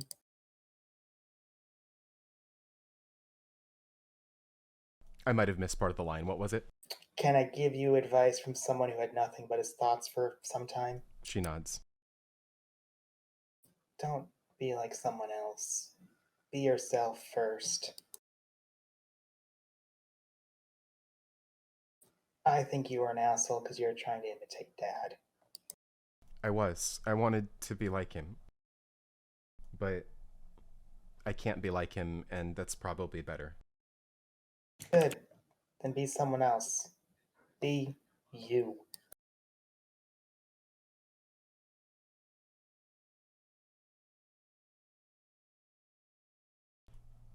Anyway, that screaming's getting pretty loud. Do you have a plan? Go beat the shit out of it? Good plan. I'm not doing that. Do you know how to fight besides the spirits? Sure, but not nearly as good as anyone else.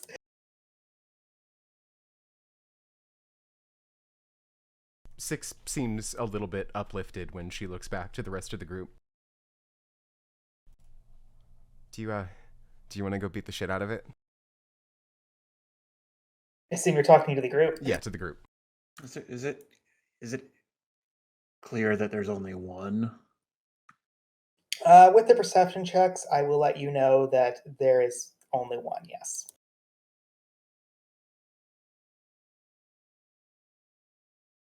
Ideally, we could do it quick and quiet so as to not draw any others.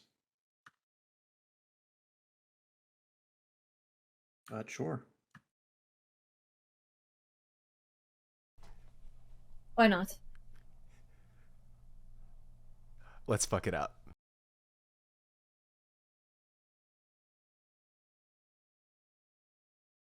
Willow, do you want to join or stay Oh, behind? fuck no.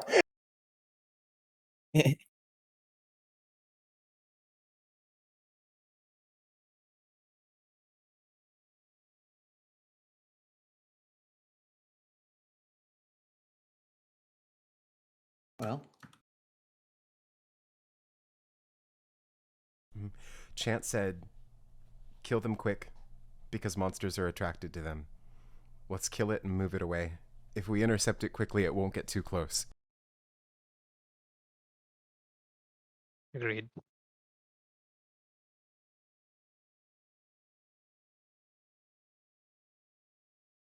very well. Okay. So, correct me if I'm wrong, but it sounds like as everyone gets dressed up and armored up, you run towards the screaming. Well, I think my gauge is that we're trying to set up the ambush, if at all possible. I heard intercept, but continue.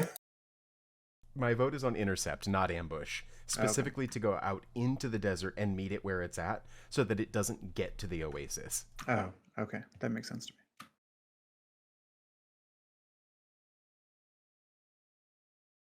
Any objections to this plan? Works for me. Let's do it. Leo just sort of. I imagine we're sort of like picking up and getting ready to leave, and he would inevitably have to drop the dome, but he would hand Willow his gladius, just sort of as a just in case you happen to need it, but you shouldn't. I appreciate this. I will wait here. Fair enough.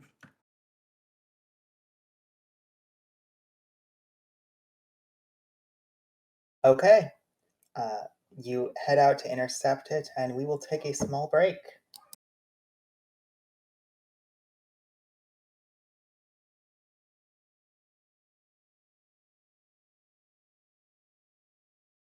You begin to chase towards where you hear the screaming. It is in the distance. It's going to take you about 10 minutes to get there. Would you like to discuss exactly how you intend to fight this thing before you arrive? Or do you just want to have these initiatives go off? Yes to discussion, if that's fine with people. Yes. All right, as we're trotting along, Six remembers fighting it last time. She's like, okay, remember, it can run in a straight line. It's pretty mobile. It likes to eat those plants. There's probably going to be more here. They were weak to slashing, so we want to avoid getting in a line.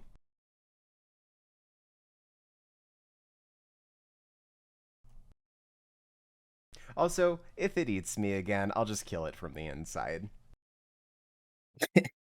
Hell yeah. Again?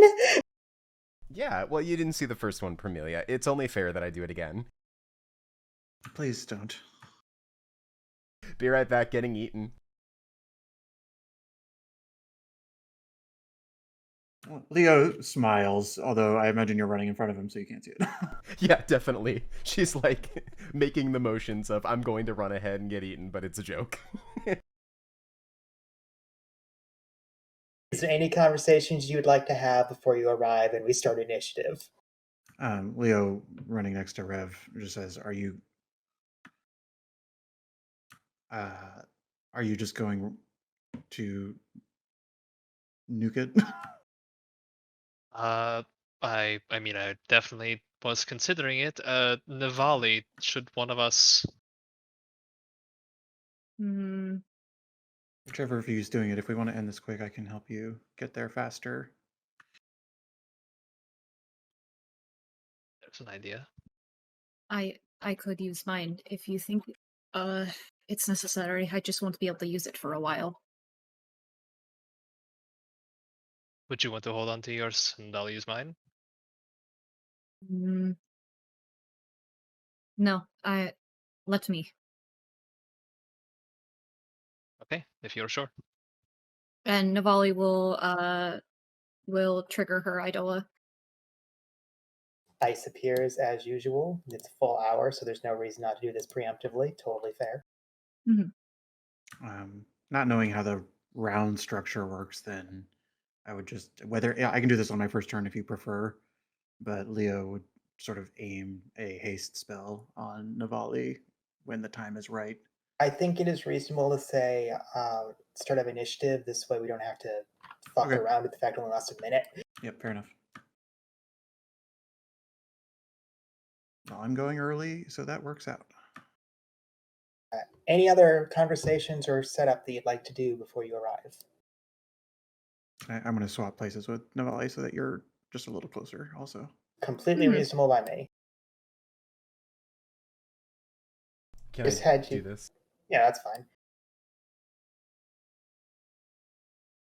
Like I just kind of put you in a group at the bottom for the sake of you're just running there, right? All right. Okay. As it gets closer, you can see its grotesque form, its giant mouth that is also its torso rearing up. As it spots you, you all hear the screaming just continue into multiple sounds, like hundreds of screams simultaneously, despite only coming from a single source. 6. You've seen this thing before. I've seen this thing before, and I've beaten the shit out of it from the inside out.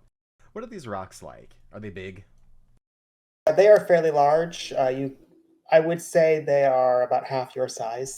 Gotcha. Then what I'm going to do is I'm going to move up, starting to get into position, and I am going to try to get its attention. I'm going to fire a shot from my hand crossbow at it, and Okay. this is at disadvantage because of the range.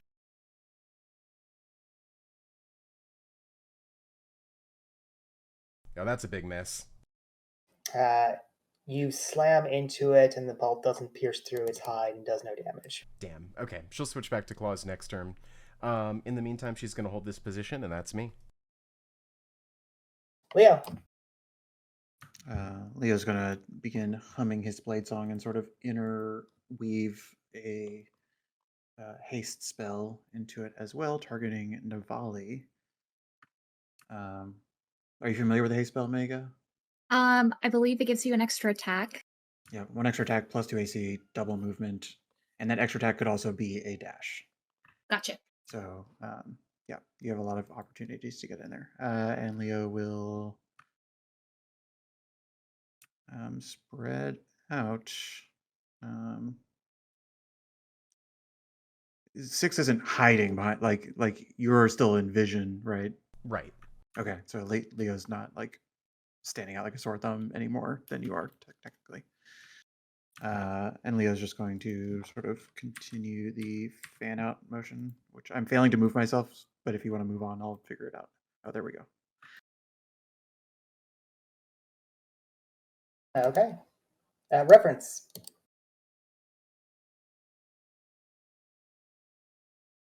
Okay. I think Rev is going to.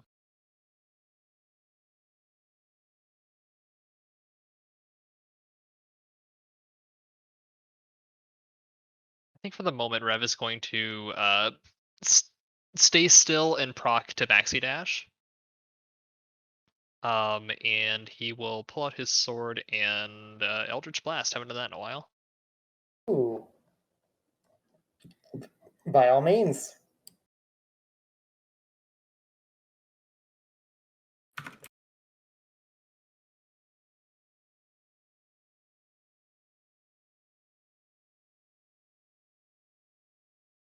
As you might imagine, at 27 hits. I believe you have 2 blasts? Yep. 2 fresh cuts appear off the side as the screaming continues. Definitely hurt it with actual force. That's me for now. Navali. Okay. I believe your movement speed is naturally 30, so you can actually move up to 60. 35. 70. Yes. I'm going to let's see. I am going to move in. I'm gonna do about 50 feet, so I'm gonna go about like right here. I'm gonna take the dodge action. And as a bonus action, I'm going to do Shield of Faith on myself. You have so many icons on you. I have 25 AC now.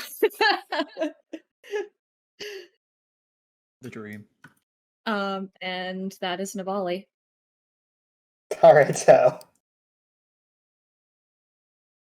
I'm gonna move behind this rock. Also, I haven't healed. I'm very silly. And attempt to do a hide as a bonus action. Wait, can I prepare attack in hide? Yeah, I can actually, can't I? Yeah, because... Yeah, no, you can. Yeah, We'll point out the moment you shoot, you break your hide. of course, as I know. I'm gonna do a hide action. Let's go stealth. Ugh, not amazing, but whatever. I'm going to private roll exactly what it's rolling. Uh-huh. You're not sure if you're hidden or not, but it's possible. Well, I'll find out soon enough. Prepared action. When it closes in on an ally within 5 feet, attack. Okay. Permelia. Okay. Permelia is going to spread out as instructed. She's going to move 30 feet forward and take the dodge action. Like that.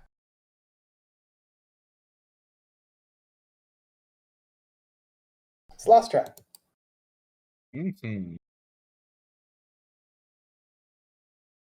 So, Celestra will cast Guiding Bolt at level 2 and say, 6, get him. 16 hits. Hooray.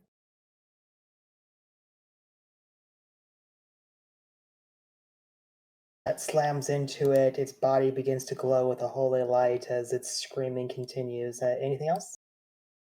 And you will also get behind this rock.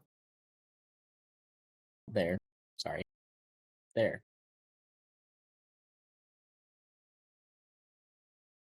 Okay. Start of its first turn where it realizes it's being attacked. Its body is glowing Its chest cavity opens up wide as it charges forward up to here, and echoing screams scour across the desert. All you can hear is hundreds of different tones of screaming at the same time. I require a wisdom saving throw from literally everybody. Can I ask, is this a sign that it's getting louder or that it is sort of passively the same screams that we've been hearing? It is getting louder. You get the feeling when it's engaged, it does it much louder. Gotcha. Hey, Indomitable came through. Scarn, I pinged you something just in case. I am upset.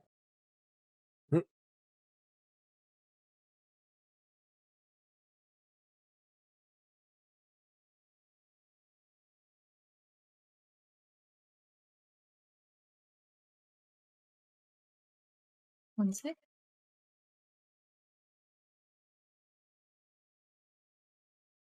A big 11.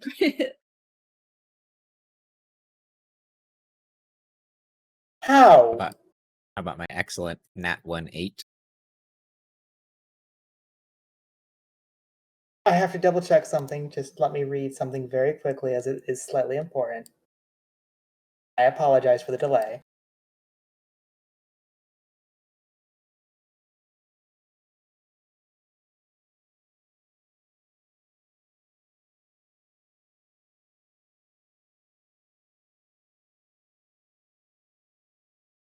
Yeah, Navali, don't worry about this. But everybody else, Vermilia, Celestra, Reverence, all of you have a fear effect as the screams echo into your brains and you just feel the urge to run. You don't have to, it's a normal fear effect, but moving forward, you have fear. Okay. When you said everybody else, you just mean those three. Sorry. Yes, Navali, despite rolling lower than you, for some reason is not affected. Well, and I rolled a 23, Carto rolled an 18. Correct. Okay. And 6. Yes. It's more of just Navali, for some reason, despite rolling lower than some people who did get feared, is not feared. Interesting.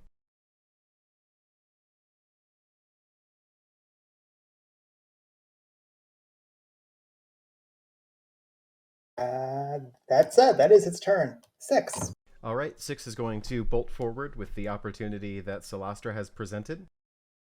Moving 5, 10, 30.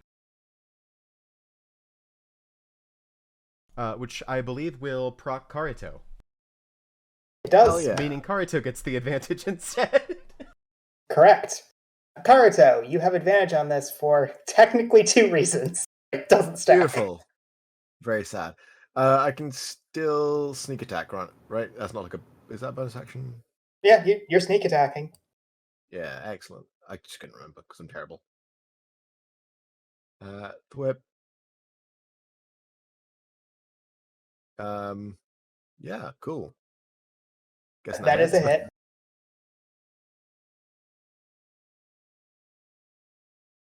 As you engage it, its large mouth opens to loom over you, 6, and an arrow goes straight into it, and you see a splurch of blood as it pierces into some vital organ.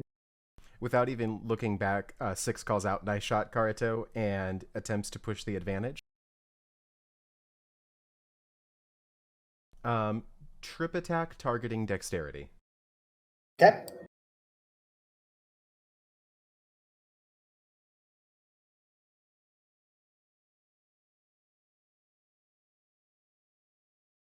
It is not tripped, but takes a whole bunch of damage.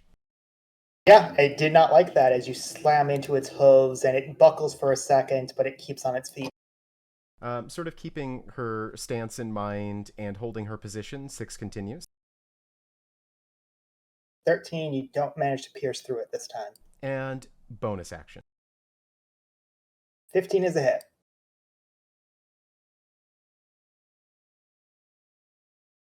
Anything else? That will be the end of my turn. Leo, Leo's realizing that he gave somebody his sword. And he's holding concentration on a spell, so he can't do his Thunderblade. I know, you could end that haste. What's the worst that could happen? Yeah, that's not a bad thing at all. He does have the armory arm guard in sword form, because I've not been enjoying the AC this whole time, so. Sure. Or he could shoot it with fire.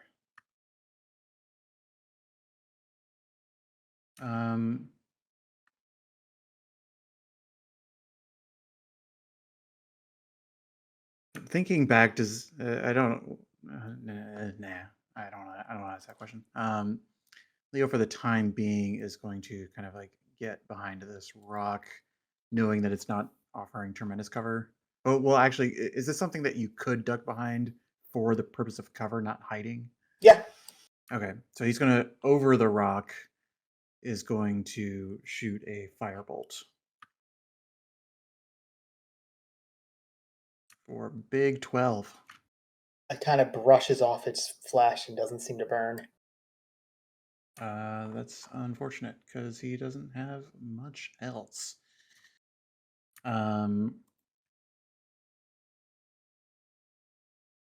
He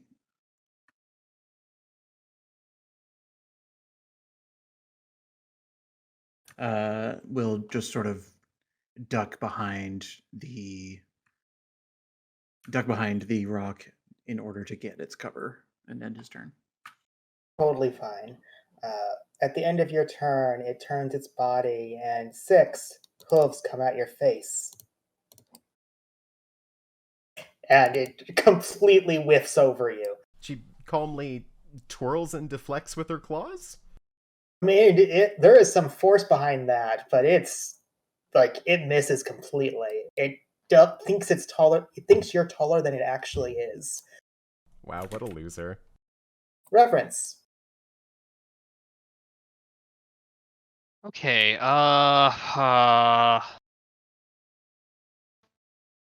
Rev is frightened. He And that will was. clip towards it. I know that was his intention. He was going to do that, but now his legs are locked. He can't find the strength to do that. If he's frightened, it doesn't affect if he would cast a spell, would it? Depends. You can cast a spell on it, but you have disadvantage on it. On attack rolls. I see. Okay. I mean, Rev's done this before. I think if he was freaking out, afraid of this thing, he would try to make it go away. So he's gonna try to banish it. Remind me, is that wisdom? Charisma. Oh, weirdly, that's better than wisdom. Poops out of existence. Goodbye.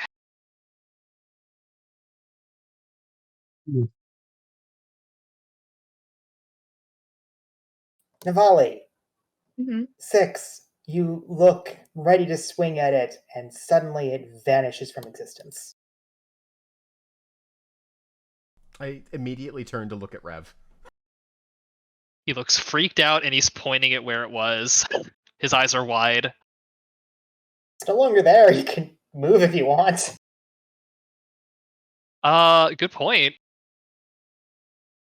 But he doesn't like gather himself now that it's gone. It's just that he can move forward now, right? Correct. He'll run up to where it was. Sure. I mean, he had to maxi dash, so that's me. Navali, it pooped out of existence. All right, she's going to get right up there and wait for it. She's going to take the dodge action though. Okay. For the sake of some simplicity, I have to ask, how many rounds are you going to keep it banished? I feel like Leo would engage in some like talk during this time. Yeah, there's no objections to that. Like, this is a full minute. I'm going to kind of brush off initiative. In fact, I'm going to reset it back to Leo. Well, can I? Yeah. Oh, sorry, go ahead. Back to 6, actually, with the intention of you may do as many actions as you would like, well, 10 technically, to figure out what you want to do. Can Leo make an Arcana check to, like, he doesn't have Banish. but sort of like if this thing is from the abyss and it's getting banished, it's not gonna stay gone.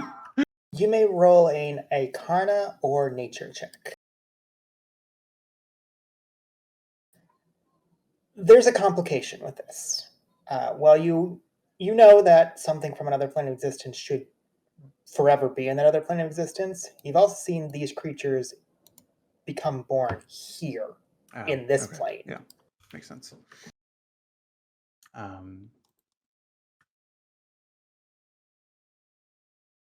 Leo will only point out that to take advantage of his haste spell, that you would want to end it early. Otherwise, Navali will lose it. Which is why I'm going to need to know how many rounds you actually wait. Or set up, I should say.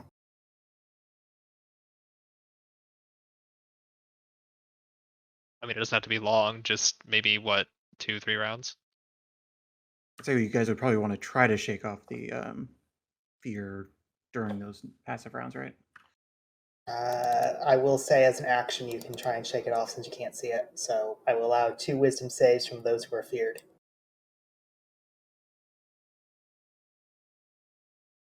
Both of you shake it off. Celostra, you too. Woohoo! Rev as well. Yay!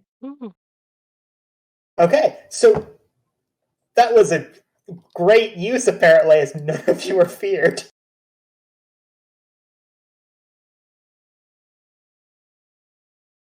Hey, guys. Guys. Do you want to beat the absolute fuck out of it when it comes back in? I think so, yes. Yeah, let's do it. Can we all hold actions or? Sorry. So the reason I reset it back to top is it just makes the most sense to me. Of like, no, you just undo it and then you all get your turns. Yep, makes sense.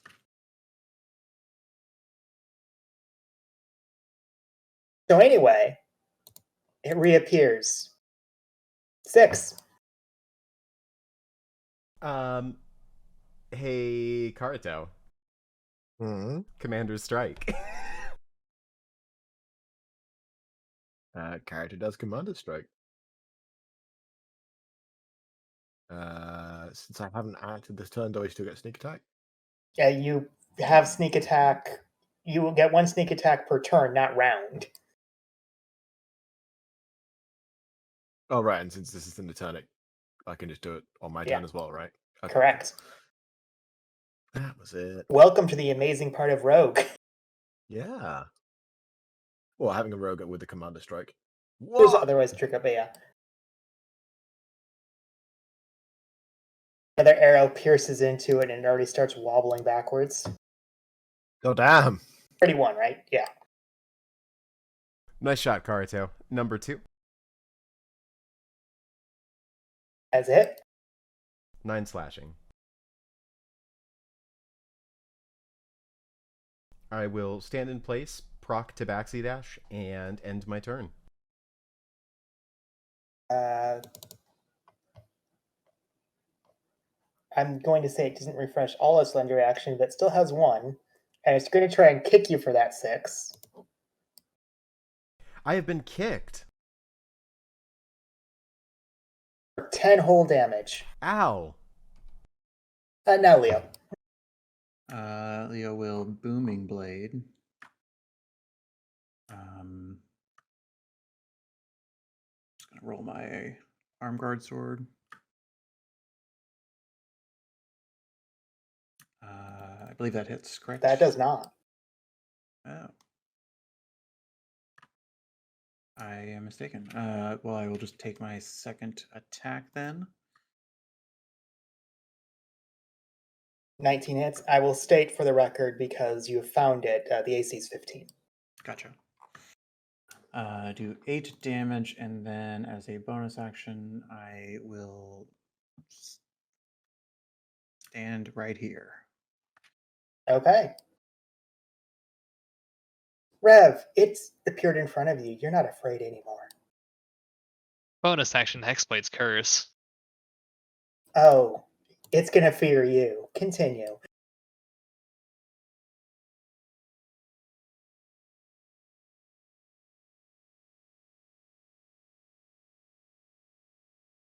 Both of those hit.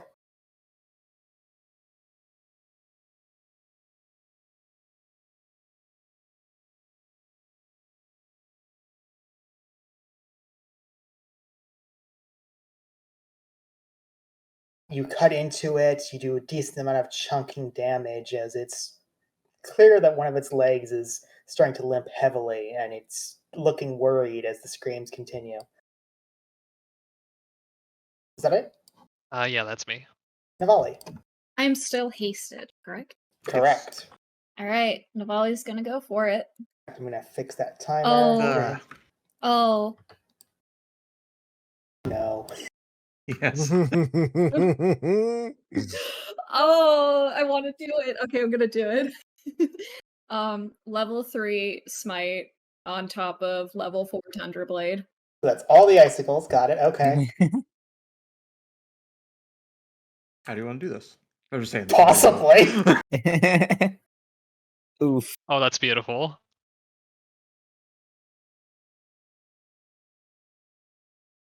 $78.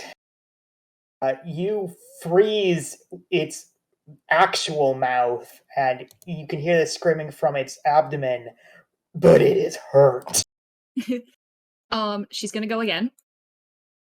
As a hit. That's a hit? Yeah. Regular. Just no smites or anything, just regular. She's gonna go again. Thanks, haste action, correct? And she is going to just do regular damage.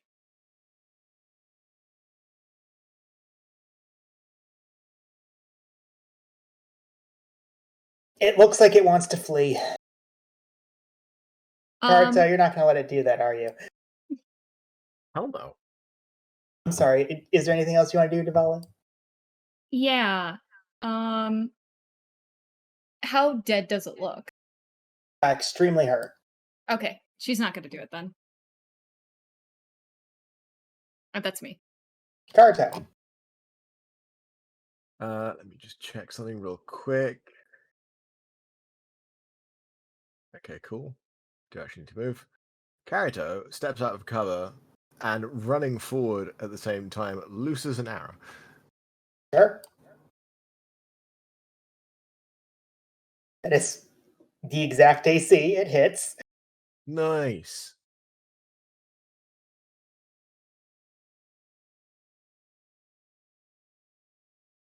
It starts gasping in pain, blood coming out of its internal organs, but it's standing barely. Okay. I think I'm gonna stay there. Oh. What size is your aura, Valley? What size am I? What size is your aura? 10 foot, I thought. 10. 10 foot? Yeah. Yeah. Dash action. Rogues! That's me. Permelia. Permelia cuts off its escape and then takes out Oathkeeper. No, don't do that. No. And then attacks with Oathkeeper. No. Hit.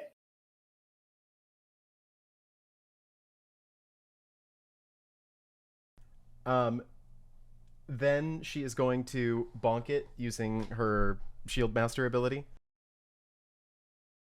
Oh.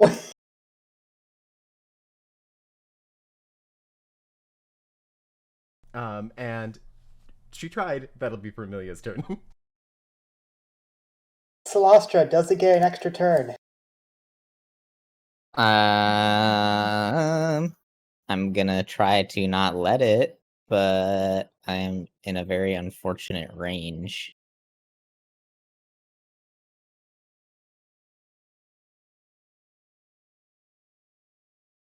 I will do my best to guiding bolt it to death.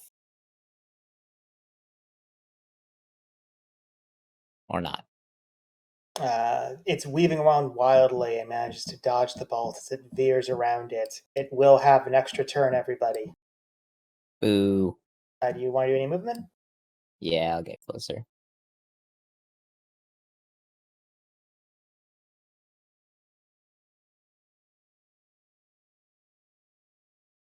course it's going to target her. She blocked off the escape. It turns around wildly, trying to figure out an escape plan, and it only has one option, and that is remove one of you from its way. And its mouth opens and tries to go directly over Pamelia. It course fails. Yeah, of course it does. So anyway, it doesn't have multi-attack when it does that. It ends its turn. 6. Commander Strike Permilia. Let's take it down. Of course. I'm pressing the button.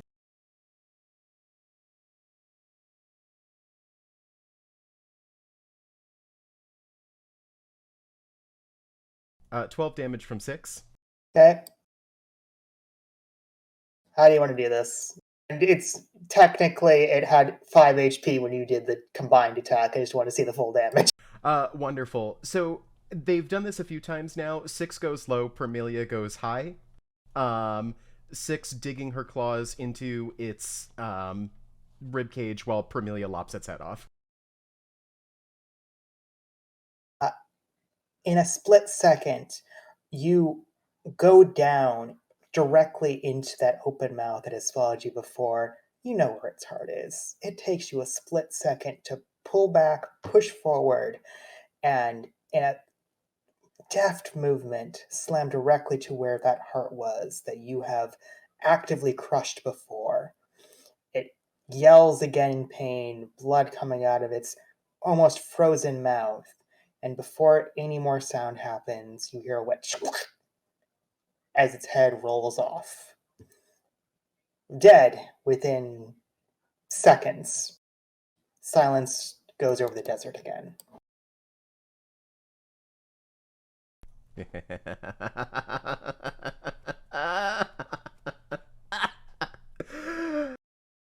guys are fucking awesome. It feels like just yesterday that fight was a lot tougher. Well, we've grown a lot since then. Thankfully, they have not.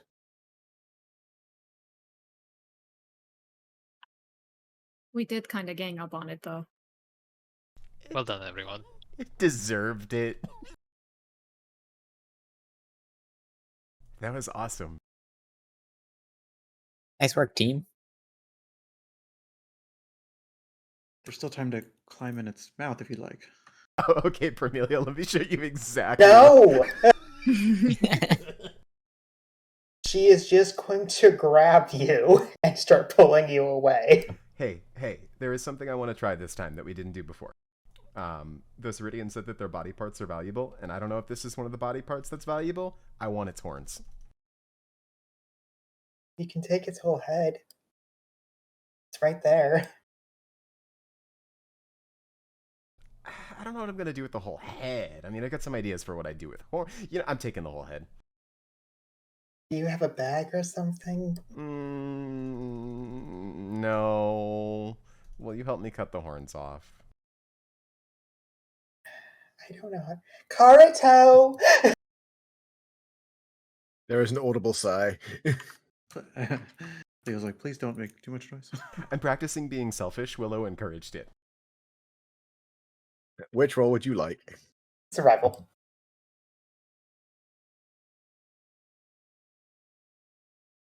It takes you a split second. It's like it's horns. You just have to dig up a little bit, then cut. Yeah, there's going to be bone, but once you saw off that bone, once it's inside the flesh, it's super easy. It just kind of comes right off. Delicious. You now have screaming antelope horns. Thanks, Carito. Thumbs up.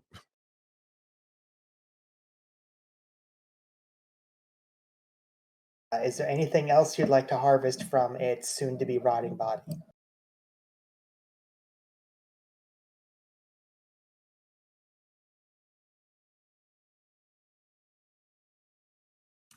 No. But being as that it did make more noise, I'm sort of like, say, is, Leo's just sort of listening to the wind to see if there's any more screaming. Perception. I would rather somebody else roll, but that's fine. With a 15. Your heart drops for a second as you're listening, just expecting anything. But all you hear is the sound of sand moving across stone.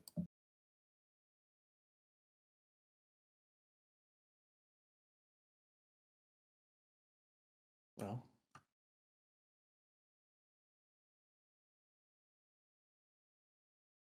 shall we return? Sure. Good job, everybody. That was awesome. Rev, every time you do that, it surprises me, and it still is cool.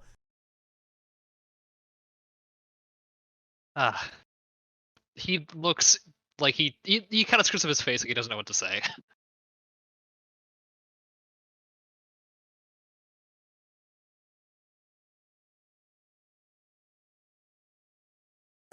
Well, you have no issues in returning to the Oasis.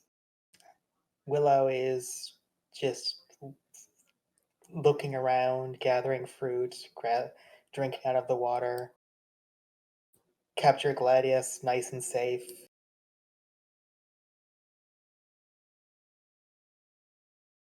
What would the party like to do once they have returned to the Oasis?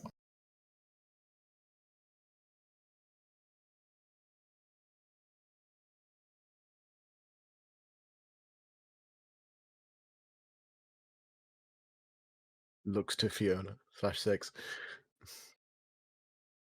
I know we can't stay here. He'd mentioned that he'd talked to you guys before. I don't want to... And I'm saying this, like, away from him. I don't want to, like, hog his attention or anything. I understand that you want to care about your brother and that's important. Can we do something that I've been curious about? Can someone try and figure out what the butterflies are? Yes, please. I would love to. I don't, I say this respectfully. Chant mentioned that anybody who approached the spirits was turned to fodder, and I do ask myself if what lies beneath the flowers. I'm not trying to be a grave robber, but I'm simply wondering if we can learn more about the area in general. Like what caused it? Why were those flowers there to begin with? So if I don't know if I could softly propose this, but perhaps we could stay at the Oasis just another day, more of a relaxation day.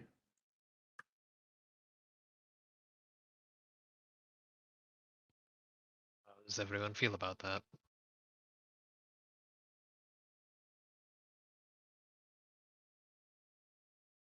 Well, we did buy all those extra supplies so that if we wanted to take some extra time, we could.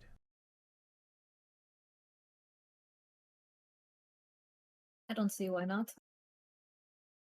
Wouldn't bother me.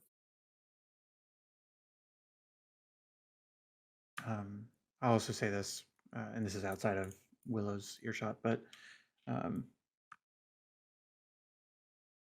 they didn't seem terribly confident getting in a tangle right away. Of course, they've had a hectic 24 hours, but I could send him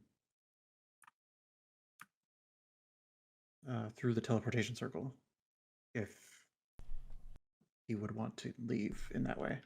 I don't know if he wants to come with us where we're going. Just floating that. It's not my call. I want to ask him.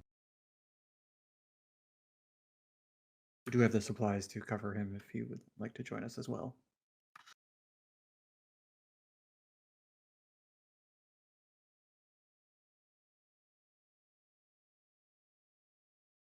He's just staying off to the side. He noticed you returned, but was not actively approaching and waiting for you to approach him, so you may take your time. Permiliad, can I help you? Well, I'm happy to go with you. Well, they discuss. Sure. Navali, do you want to look at Sure. butterflies? Yes, let's go look at butterflies. So, who goes talk to Willow? Just so I'm clear.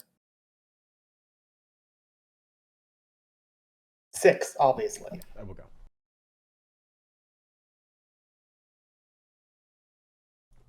The I six ask Rev to come with me. Rev will come with you.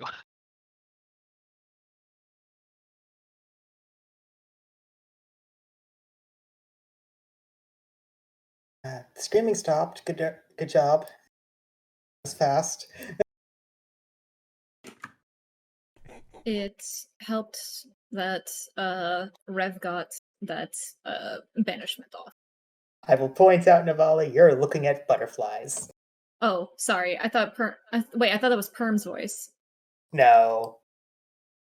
Sorry, my apologies. Willow.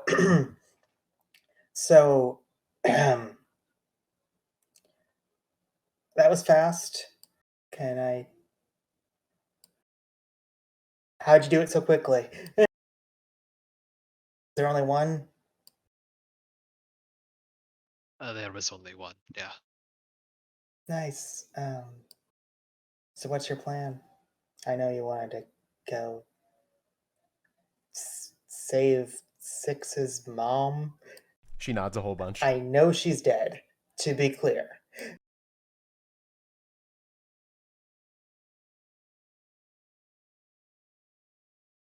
We are intending to travel where the Eidolon is.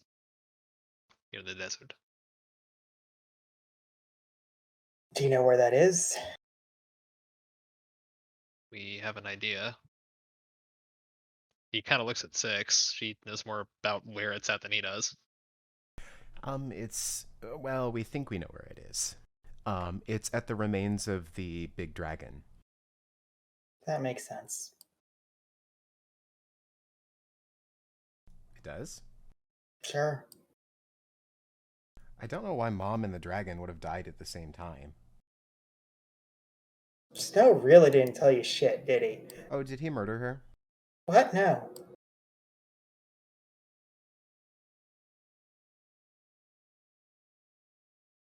I've been thinking that was the case in the back of my head for like the past couple months. No. She died fighting it. She was fighting it. She was fighting it with him? Well, that's what he said anyway. Apparently, working with Victorians, they got into a big problem with a big ass dragon that's supposed to protect us. And according to him, everyone except him died. That sounds a little suspicious. Yeah, I agree. That sounds really convenient. I agree. Revenue, that thing with magic, and we got its horns. She shows Willow the horns. Nice. I'm sure they're valuable. I don't know. I thought they'd make like a cool weapon. Are they straight or spiraled? They are straight and have multiple connections off of them. Oh, these are so cool. I've got a plan. I've got a plan. Kind of back on topic. I don't know. We were gonna go investigate where the dragon died. What do you want, Willow? So I've had a whole 6 hours to think about that. Not to be here. Or here. Makes a big gesture towards the desert.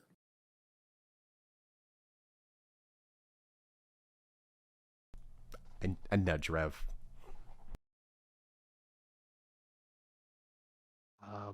Well, we are part of a guild in Belveran. We have a guild hall in the area.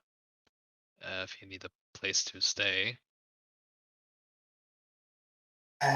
If you're offering a couch, I can certainly take that while I figure out what to do next. But you're not heading there for a while.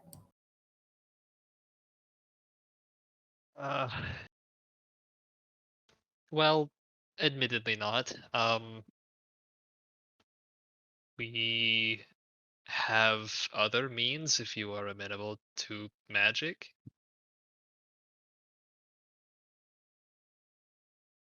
What means?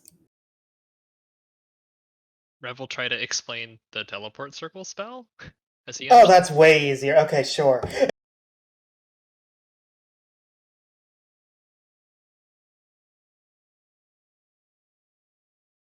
And he will also kind of explain where it will let out and where that is in relation to the guild hall. Maybe get out a map. Give him a map. Like, he will listen patiently, and you think he understands. He doesn't seem dumb, but it's also complicated to be teleported and then say, so anyway, you're not going to be there. Head southwest. Please ignore the fact this mansion is filled with devils. About that, we should perhaps have Celastra maybe contact Azel. Do you think she'd be willing to work out the deal? He's kind of looking at 6. I think so. Why don't we make sure that that's the case before we promise magical teleportation? Because I'd be really mad if we teleported you in and then devils attacked you. I would also be mad. And probably dead. On that same note, is it okay if we stay here for another day so that we can replenish our magic? Why you ask? I don't give a shit.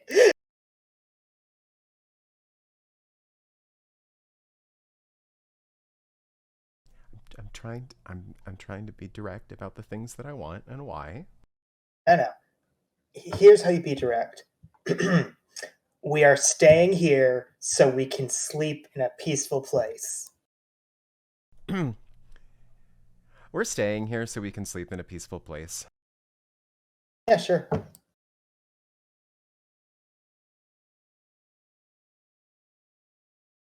I'll go let Celastra know.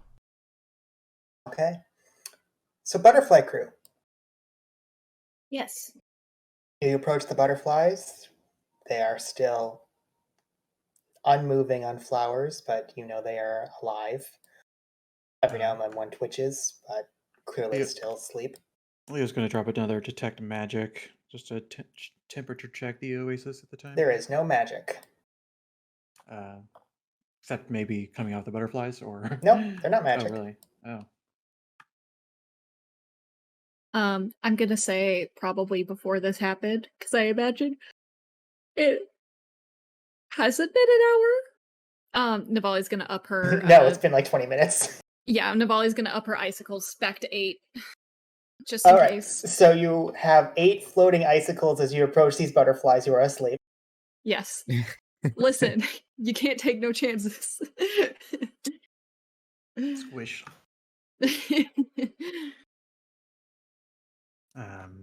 Leo just sort of like scans, like sort of as he finishes casting the spell, which he's not ritualing it, he's just doing it. And he says, the magic was blinding earlier, and now it's just gone. I don't know what could do that.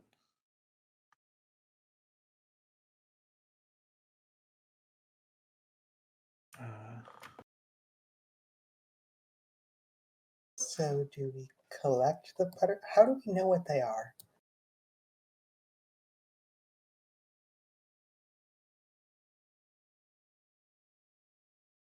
I don't know the nature of your sword. Maybe that we have to inspect what comes back from it once the effect ends.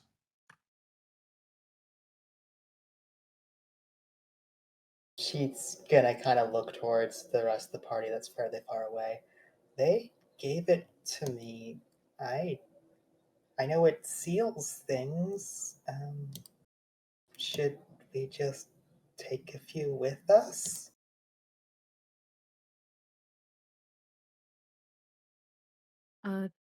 We could. I guess I'm curious to see. Uh,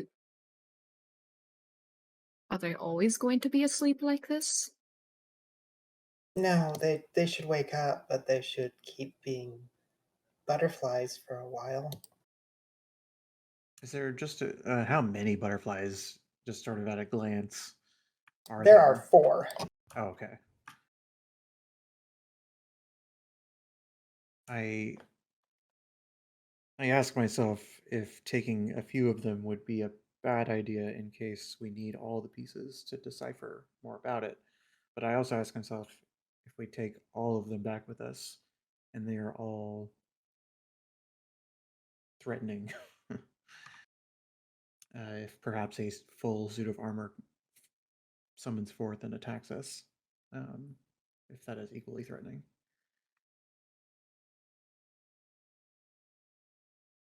I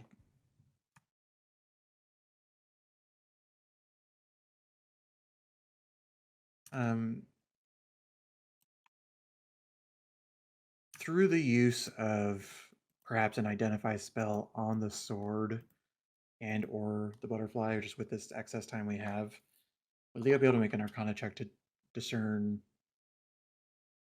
if if squishing the butterflies would sort of revert them to their normal form? I will allow an identify on the sword to just immediately have that answer. I believe you can ritual cast that, right? Yes. So I don't think I need to reshare Angel's Bane. You know that weapon, right? I haven't looked at it in a long time, so But I can quickly show it again. I'm looking at it now. I just found it. Yeah, please ignore that something got added recently. Oh, okay. I won't read that part. But No, you can read that part because you identified the sword. What? oh, well, so okay. Well, Leo doesn't know what's new and what's not, but that line does seem relevant.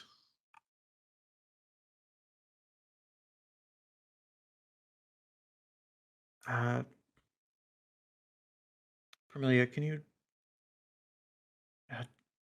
Leo raises the pearl to Permelia and sort of in an act of urgency is going to identify her to see. She has not. She has not that absorbed ability. anything? Correct. Oh, well, I was trying to gauge. Did she absorb? No. Okay. Oh, but she. Okay. Okay. Would Leo be able to figure out that what happened was that she has upgraded her sword by getting the last hit? Yes. And that these are now like mundane butterflies. No, they're definitely still magically sealed creatures. Okay.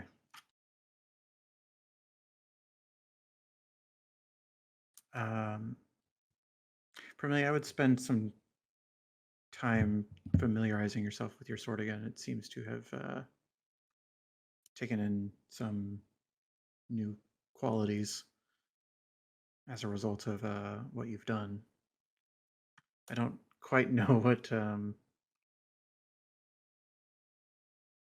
is it. Am I able to discern what that does? You know, like what it Roll means to Arcana. absorb something? Okay.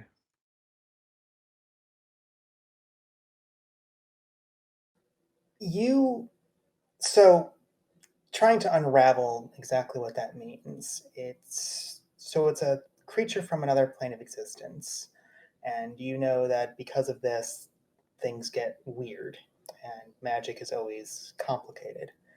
But you have the feeling that what it would do is it would give a very similar to an eidolon being inside of you abilities, and then it would probably be able to communicate with you directly, but it probably, with the way that it is phrased, means it cannot control you. Most likely, due to the phrasing, once it is unsealed, it just pops out of you. Not harmful, just no longer can stay inside of you.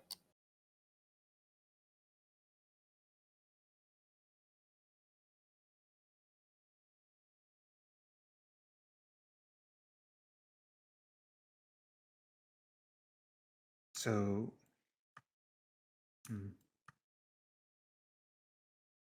I worry that I, as a player, am failing to understand. But I am going to type out some extra words just to try Okay. and make it easier.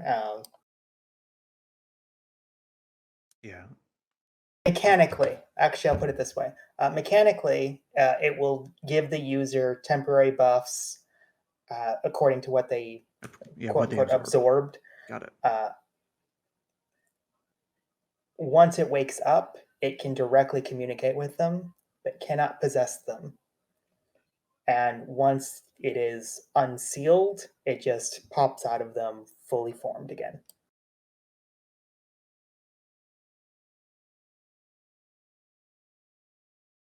Is Leo able to just like? I think you may have answered this already, but I'm just trying to confirm. Is Leo able to at all decipher then that she may have some kind of ability from the suit of armor?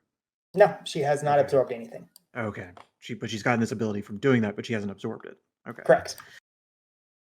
Well,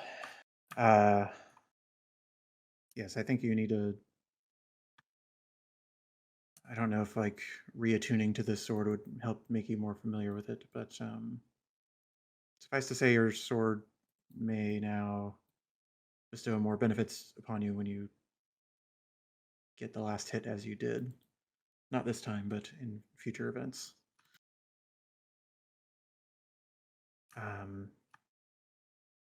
As far as the butterflies are concerned, I truthfully do not know, except that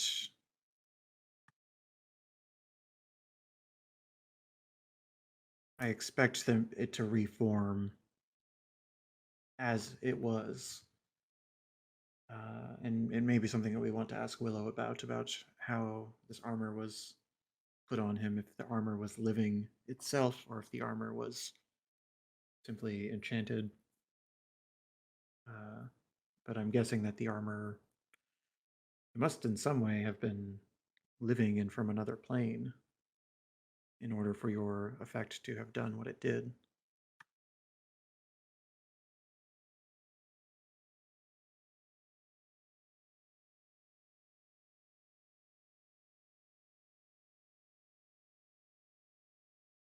Trying to decide if I should give you more information with that 24 with what you said. Roll me another Arcana with advantage. I will give you a theory, and you can tell me if this is related at all. Sure. Leo is thinking back to the Metal Temple. Particularly how that was its own realm, and he is sort of wondering to himself if what Permillion managed to do was either to seal a vestige or seal a core, and if just last thought on this is sort of like, we know that portals sort of open up into other planes because we know that the abyss sort of created a tear in the world, and Leo's wondering if this patch of Feyland or this patch of flowers was like an opening from a portal to another realm. Roll me Arcana with advantage. Hell yeah. You're thinking about this and connecting all these dots, and then you think just about the nature of magic items in general. And what you think likely happened, the armor itself probably wasn't actually living originally, but then it got something sealed inside of it. And when it was supposed to kill the person, it instead resealed the creature. Since it could not no longer stay in the armor, it just sealed everything. In theory, she basically just broke a magic item by accident. Does that mean it would reforge in theory? Or would that magic sort of disappear as a result? The magic item itself is probably gone. It would probably just break out this spirit itself. Mm-hmm. Or spirits in this case.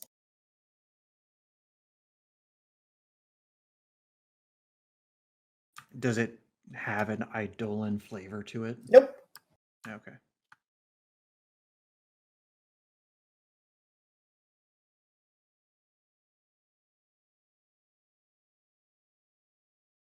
Well,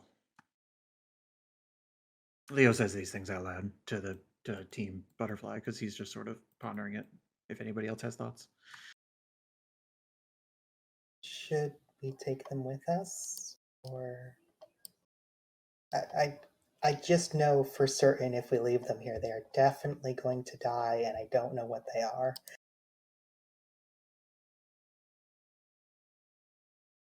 Well, at worst, we wake up after a few days with a suit of armor, of mundane armor, at our feet if we bring them with us. That's sort of what I'm guessing. So perhaps it doesn't hurt. I do think that just regarding them dying, they are. I think the nature of your sword is that these are not going to stay butterflies for long. I did know that part.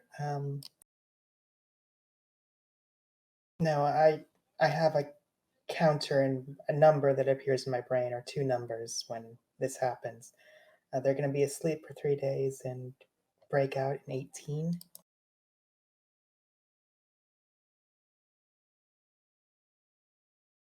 Well, I'm sure I have a jar somewhere. Navali, do you want to help me carefully pick them up?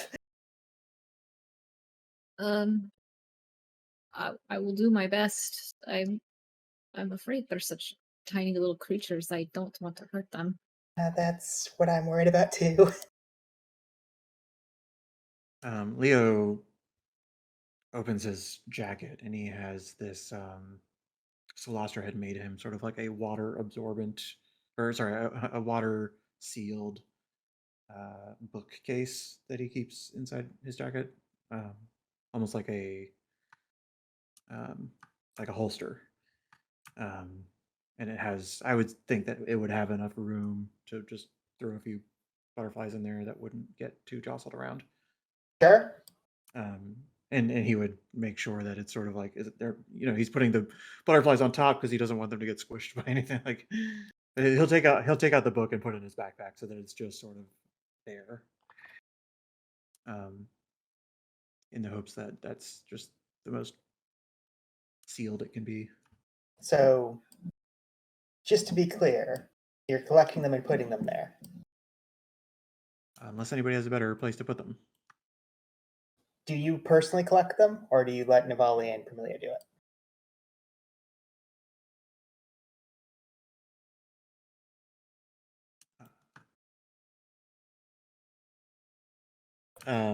Navali can do it. Navali's just a little nervous. Yeah, I mean, Leo's happy to do it, but I imagined Pamelia being more like just doing it. But Sure. I could be wrong. Instant she touches the butterfly, it seems to be absorbed into her skin. Oh.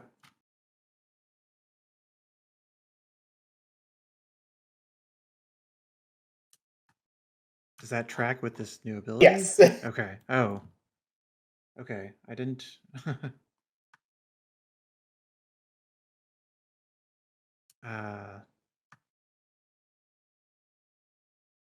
I think I figured out how it works. Yes.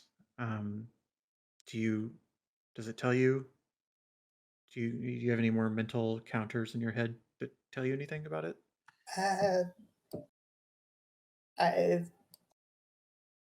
Sort of. She Perhaps now you has need to grab the proficiency in rest. sleight of hand.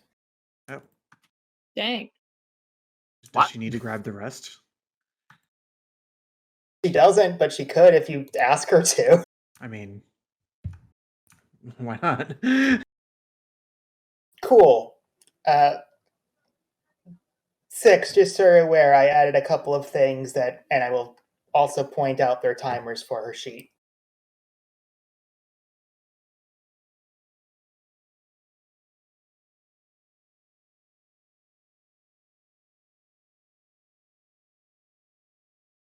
That being said, butterflies all disappear into her flesh. It's a way to carry them. I suppose in 18 days you should be prepared to have a conversation with whatever comes out. Or 4, I guess. Sure. In the meantime, the rest of the group wanted to talk to Celestra about sending?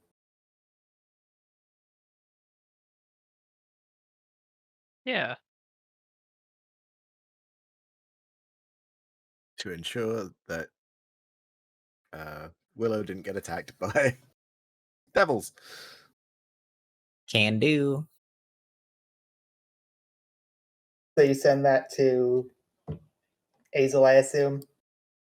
Yes, please. A moment passes. Give me a day to send a message. Please, don't make a habit of doing this. I relay that. That works. Character having caught up with his group. So we're getting our own circle, right?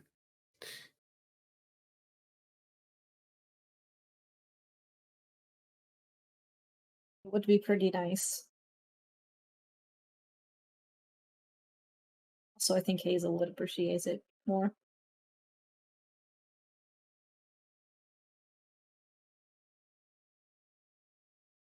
This is not how I imagined any of this happening. And now here it is. Character gives Six a wry smile. Welcome to the club. So that's what it's like. She's joking.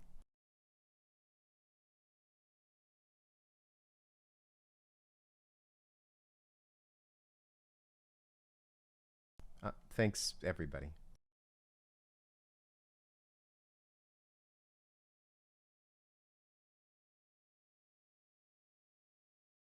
Did Butterfly Team rejoin? Like, you probably heard them talking, and Okay. yeah, there's no issues with that.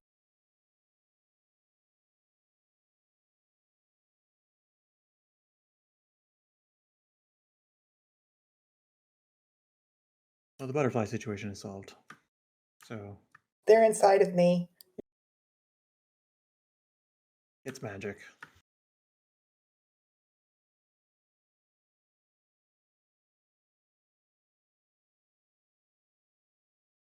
I have at least 10 questions, and I don't think that I'm going to ask them.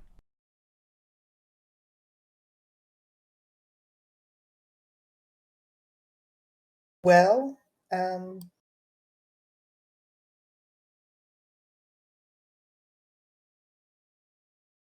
I don't think I have answers. Are we planning to stay here for the night? 3 emblems? Sure, it's like 10 in the morning. We have 12 hours.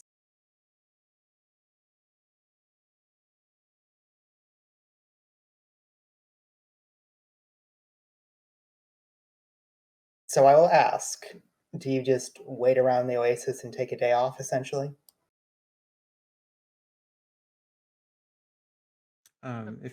If people catch up Leo on the teleportation plan, Leo would point out that he actually already sort of talked to Azel about this and had sort of gotten permission to just do it as long as he told Bliggerswords about it, I think. Correct. So we could send him home today if he wanted, and then Leo would just have to message Bliggerswords. It's sort of his double messaging. Like it might make Azel mad at this point to change that plan, but it would also keep up my spell slots tomorrow if we were taking another long rest.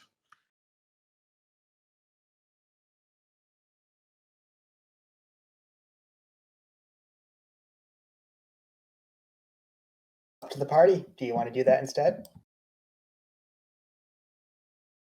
Unless you pulling, I'm kind of having this conversation maybe closer to 6 and not to Willow. It's like unless you want another day with your brother as well.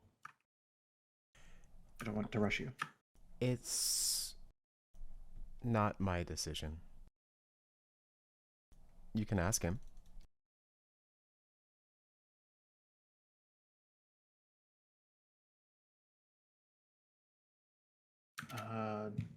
Willow, do you want to leave immediately, or are you happy to stay another day? I mean, apparently I have to walk like 2 weeks to get to your guild house to begin with. The sooner the better. I don't want to stay here any longer than I have to. But it's your magic. I'm not going to push you.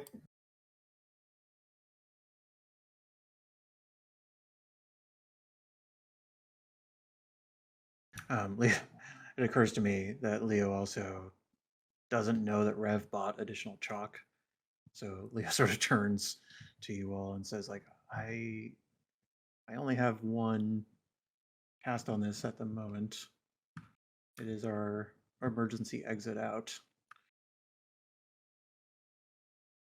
So we'll want to get more soon.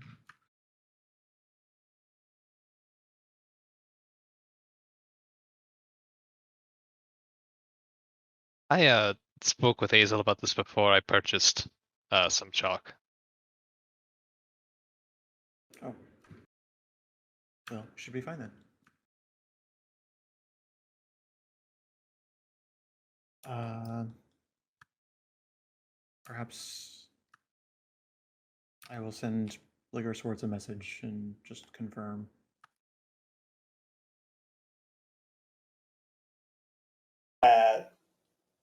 When you do, you hear ringing and you hear the sounds of multiple cacklings of, oh, you can hear us now?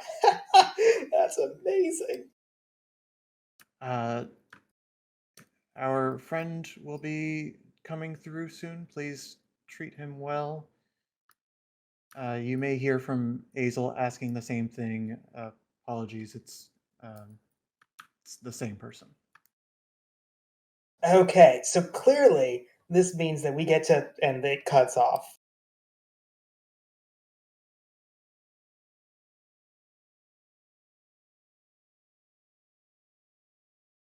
Leo knows that everything's probably fine, but nonetheless, he's like, all right, we're staying the night. I can blow another spell. Sends it again. Is everything is that okay? Oh, that's completely fine. We're just probably going to throw some blood on him as a joke. I would prefer that you don't, but okay, thanks.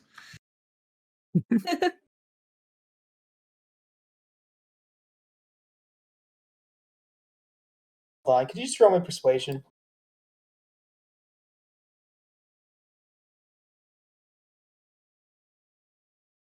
Pretty sure the imps won't do that now. Probably.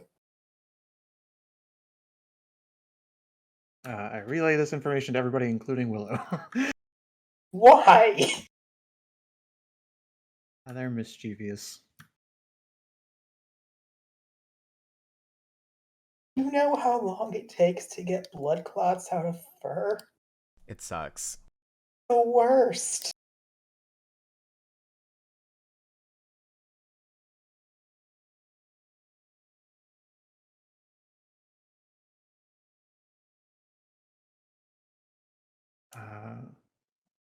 Well, if that is not putting you off, I am happy to start preparing when you're ready. Sure, I'm ready to go whenever everyone else is. Six, is there anything else you want to talk to me about before I run off on you and then stay at your house for an indefinite amount of time? She nods. Does Six know about the incident with Pale Mask? I forget if that was spoken about to the entire group. I don't remember. Rev, Navali, Karuto, did you tell everyone about that?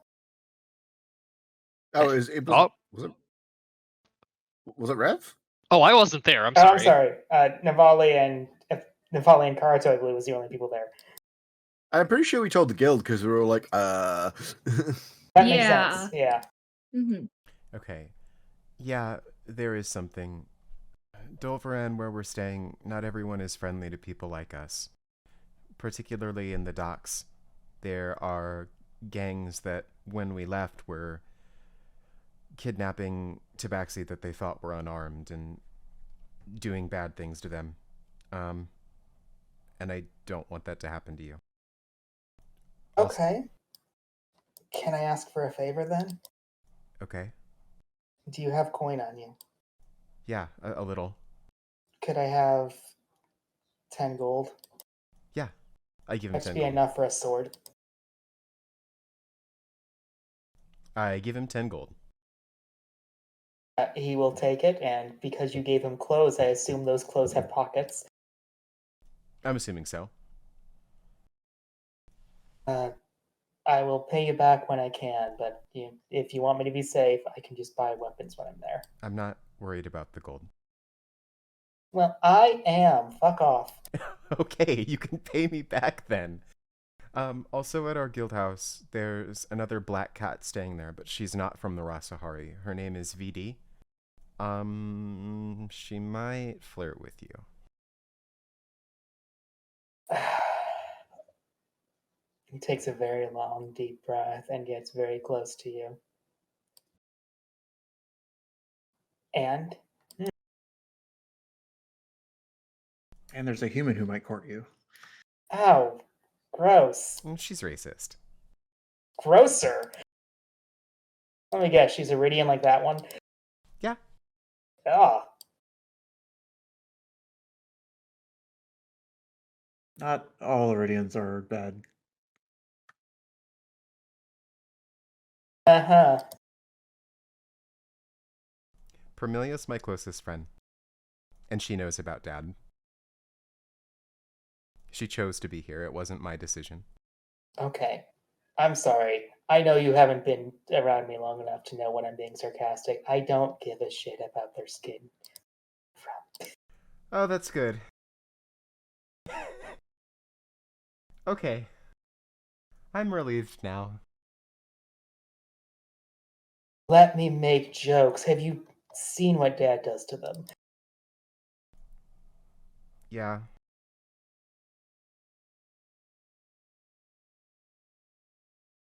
Speaking of, what do you want?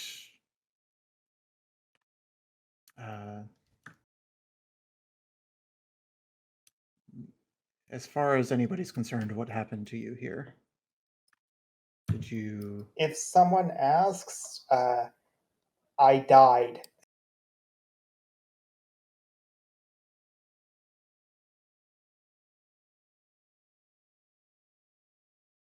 Very well. I'll tell him that I killed you. Oh, they love that. Me too.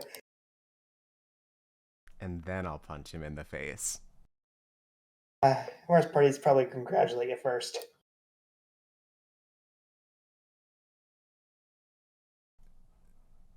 When I come back, can we talk about it more? Okay, I'm gonna be honest with you. I just assumed that's why I was being invited to your house. No? Right, well, I'm gonna continue to assume that.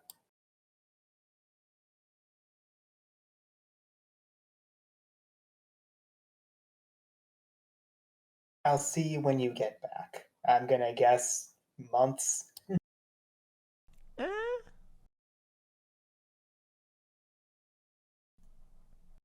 It's a 2-week journey from where you're teleporting me. How are you gonna be faster? We're mysterious. This is an obvious joke. We need to work on our sense of humor. I feel like we've made great progress for it being 30 minutes. Right. Well, I've been conscious of my surroundings for about 8 hours, and I already want to leave again. You get the spell done? Just give me a few minutes. Leo will unfurl the tarp that we bought because he can't really draw on grass, I'm assuming. You could. It more drawing on the dirt itself, but tarp is much faster and easier.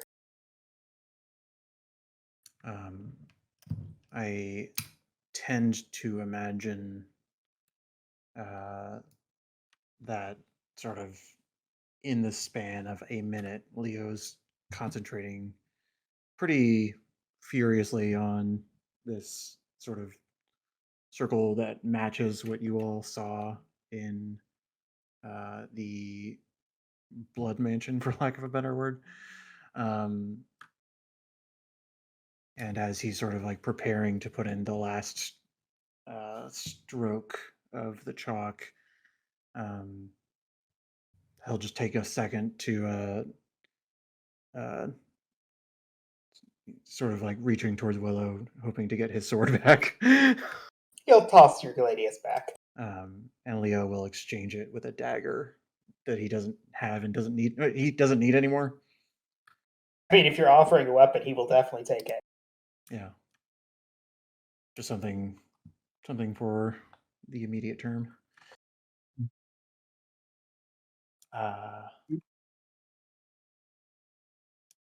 Final words as Leo looks at everybody. Leon, we're teleporting him, not killing him. No, Yeah, I mean, it's going. it looks pretty scary, but Please walk in immediately after I do it, because I can only hold it so long. So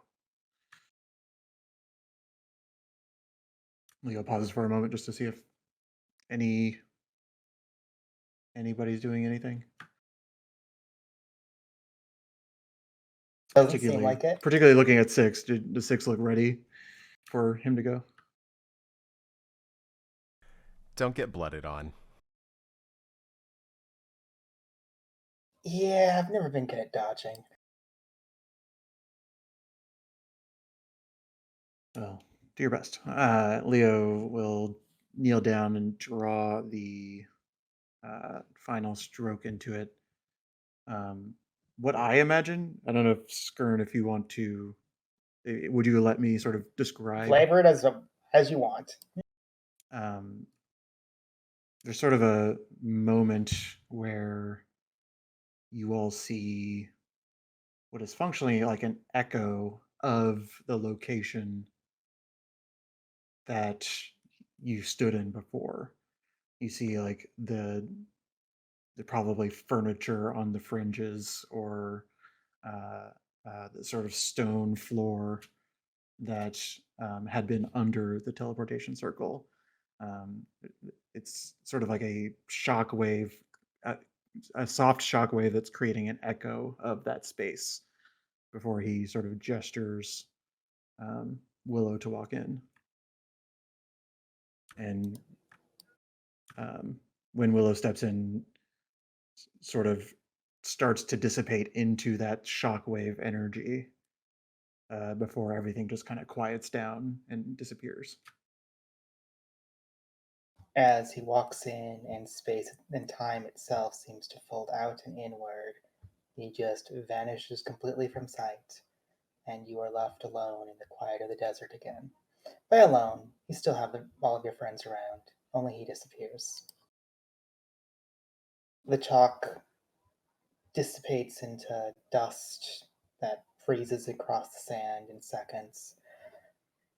You are expecting that. You know it's only one-time use.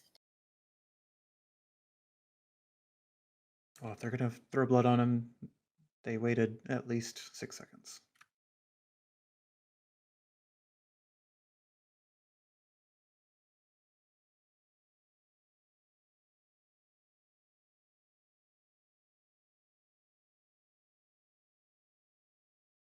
Well, party, I will ask, do you actually just spend the supplies and spend another long rest here? I believe that's the plan. That sounds nice.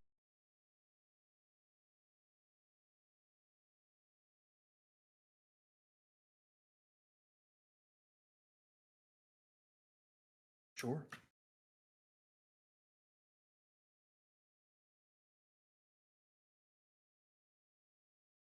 Well, for the sake of some brevity, please assign your watches, and if there's any kind of conversation you'd like to have over the course of the day, please let me know now.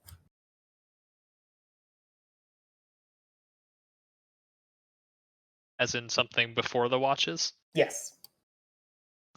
Rev.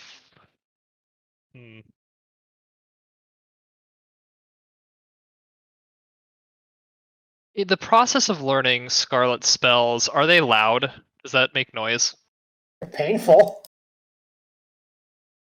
Revel go bother Celastra. Oh, hello. Hi. That fight went relatively well. I'm unscathed. I was wondering if you might accompany me to practice learning Scarlet's technique again. This again. Yes, have at it. I will have at it. Arcana. Ooh.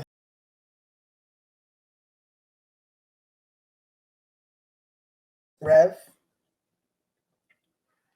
you are almost positive that you match the concept and you turn on and off very quickly and take 16 damage. Okay. But you're able to put energy into this blade, and you're not completely sure exactly how you did it, but you can do it. You are positive if you ask someone better at magic, they could explain exactly what you're doing, but you know you could do it. You're just not 100% sure what it does.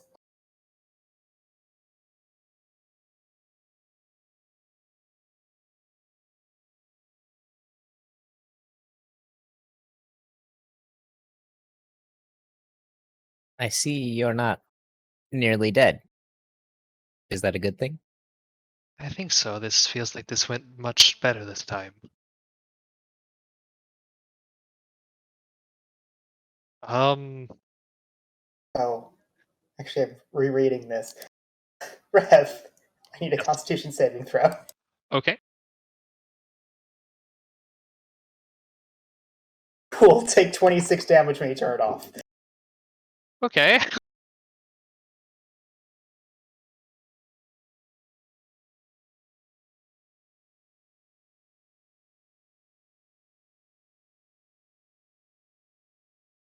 Did this happen like visibly?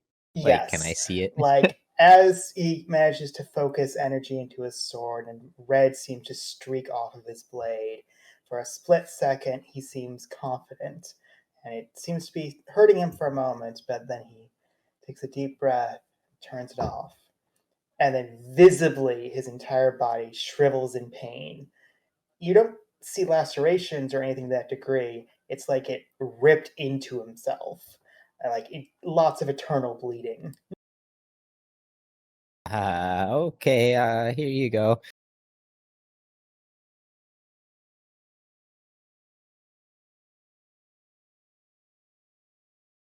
Thank you, Celastra. At least it seems like you're getting more resilient? I think so. I'm not. I mean, I did that. It obviously just happened. I'm not really sure what that was. Hmm. Can I roll Arcana? Sure.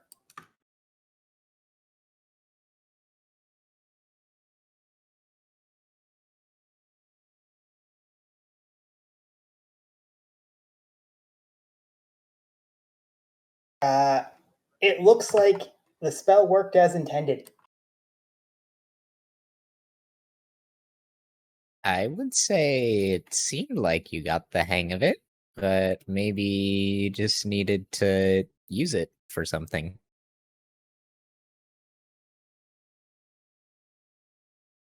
Does that ring right?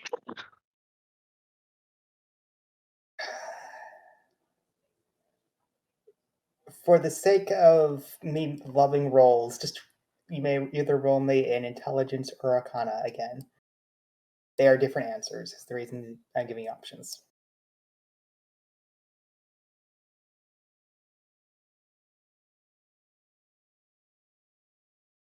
Dude, you're pretty sure you are still suffering from lots of internal bleeding.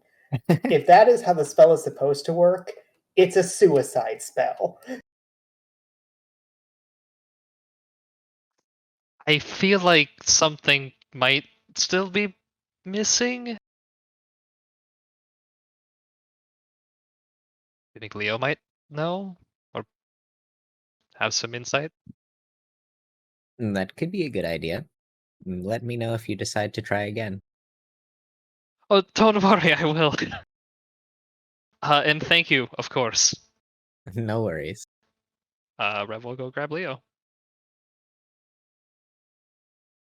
I imagine Leo's at the flower patch again. He's not he's not digging a hole, but he is curious if there's anything buried under here from things that Willow might have killed. So he's just like kind of combing the ground. Sure. As you kind of look around, could you give me a perception? Could I argue investigation? I will accept investigation, Yay, an intelligence skill. and it's a good roll. One of the things that you definitely do notice is the flowers are not uniformly grown like a garden. They seem to be large patches that spread outward further and further. And in your mind, as you kind of check the dirt just carefully without technically digging, you start to notice that in the ways that they grow, they're almost uniformly within 5 to 6 feet segments that seem placed in many different directions. You get the feeling it was quite literal when someone dies in that flower patch, Gotcha. they become flowers. Ah. That probably would have been hard to resurrect anybody from. Is what Leo thinks to himself.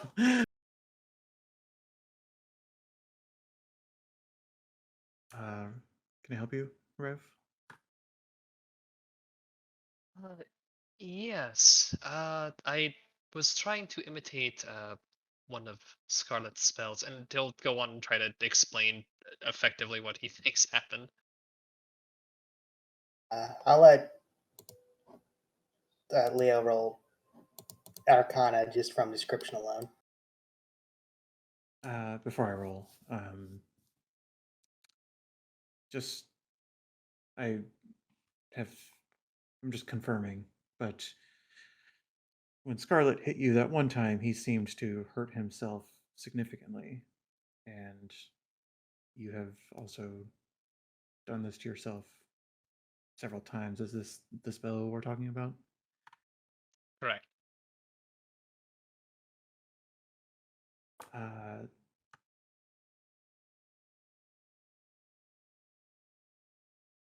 I will tell you what I know, but I must say that I worry when you do that. I hope that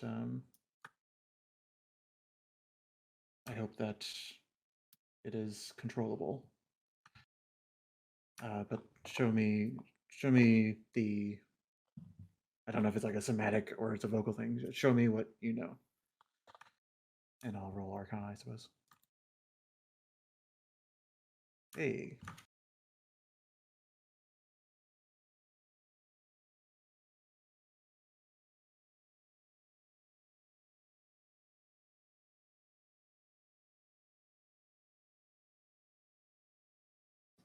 I'm just gonna dig out the handout and reveal it in 2 seconds. One moment, please.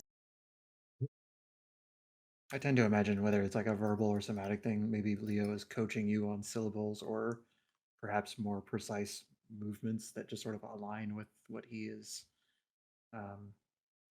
sort of whatever connections he's making in his brain. Is like, oh no, you should be doing it like at a 3-degree angle different, Perhaps that's what he's the way that he would try to help out with this. Okay.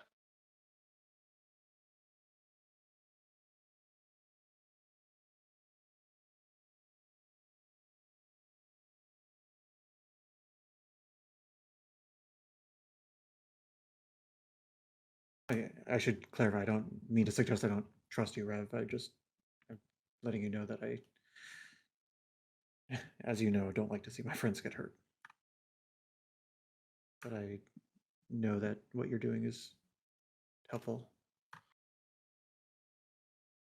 I wanted to learn this, but I don't. Well, I Ensure it's hope that edited properly. I hope that I won't need to use it.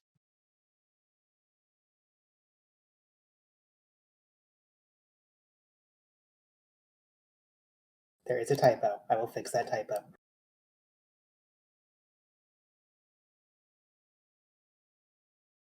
I'm gonna go out on a limb and say Leo doesn't learn this himself.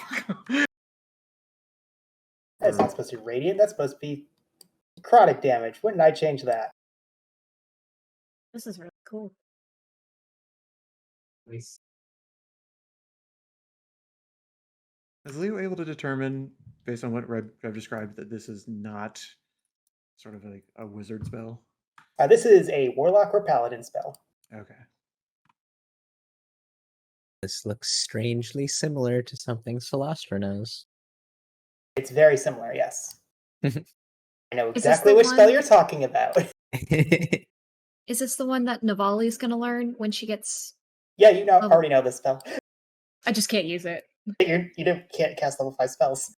Yes. I'm excited. Well, that's best as I can tell, it's quite powerful. So I hope you, when you do use it, well, we will need it at some point. Let's be frank. Though So- I am going to point this out for reference's sake. This is the only one of the Scarlet spells that you know of, Rev, that turning it off is gonna hurt. Understood. Is there still time left in the day?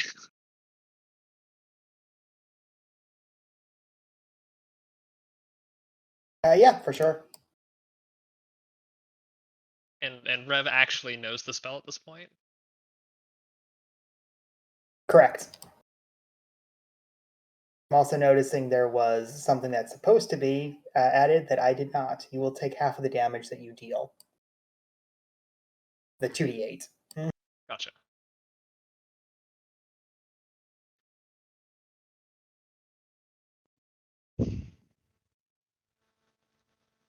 Leo, thank you for your consideration and for your help as well. Of course, and I'm sorry. I don't mean to suggest anything by what I said. No. I think I understand.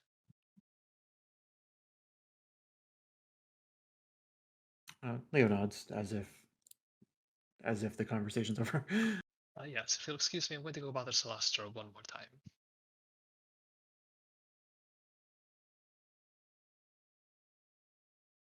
You walk away from Leo and walk towards Celestra. Continue. Hi. Hello again. If you needed to use spells again, could you? Or We're doing another long rest, right? that's the intention, yes. Okay. Yes. Yeah, that should be fine. Rev will Sophia trigger, Pandora trigger, Sure. because she indicated that when he learned all 3 spells, she could assist him with something. True. And that might involve using the spell again, which is why he went back to Celestra. Roll Arcana.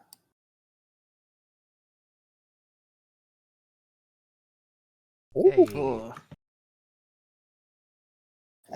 You hear her through your voice simply say, "Show me." All 3 of them. Okay, I try to do that. Roll damage for each of them as you turn them on. Let's see. So the Scarlet's Blade doesn't do damage until I turn it off, correct? It doesn't do damage until you turn it off or until you hit something.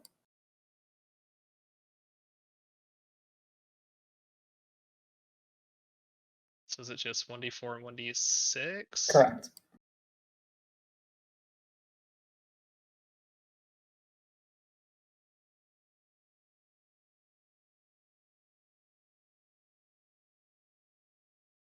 You feel as if something is scanning these spells very directly. And then you just feel something in your mind understanding. If you use... Wait. You can't do that. You can't cast all 3 spells. Oh goodness, I can't, can I? You hear a pause as you attempt this, and then realize you can't. When you can cast all 3 at once, I know what to do.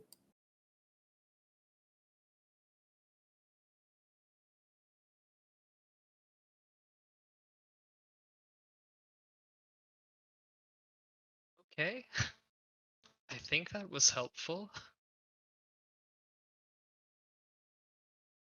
Thank you for your time and your help, Celestra. No worries. Anytime.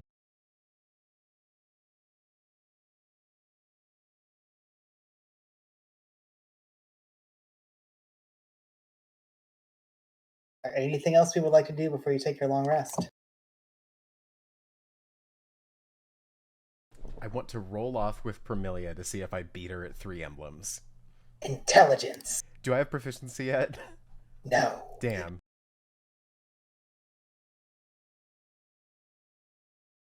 That's the 2. Perfect. I think she wins automatically. Yes, she does.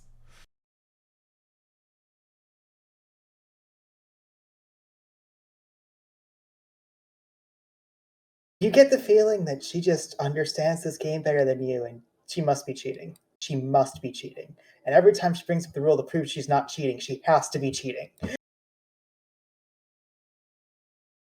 I squint at Permilia. No, I'm telling you, archers are allowed to shoot from one further when they're on a hill, and we made that a hill. That is not a hill, Permilia.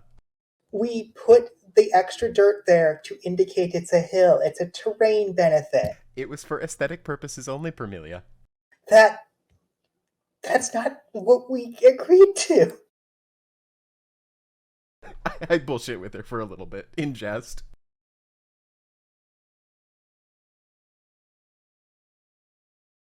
Hang on, I have to...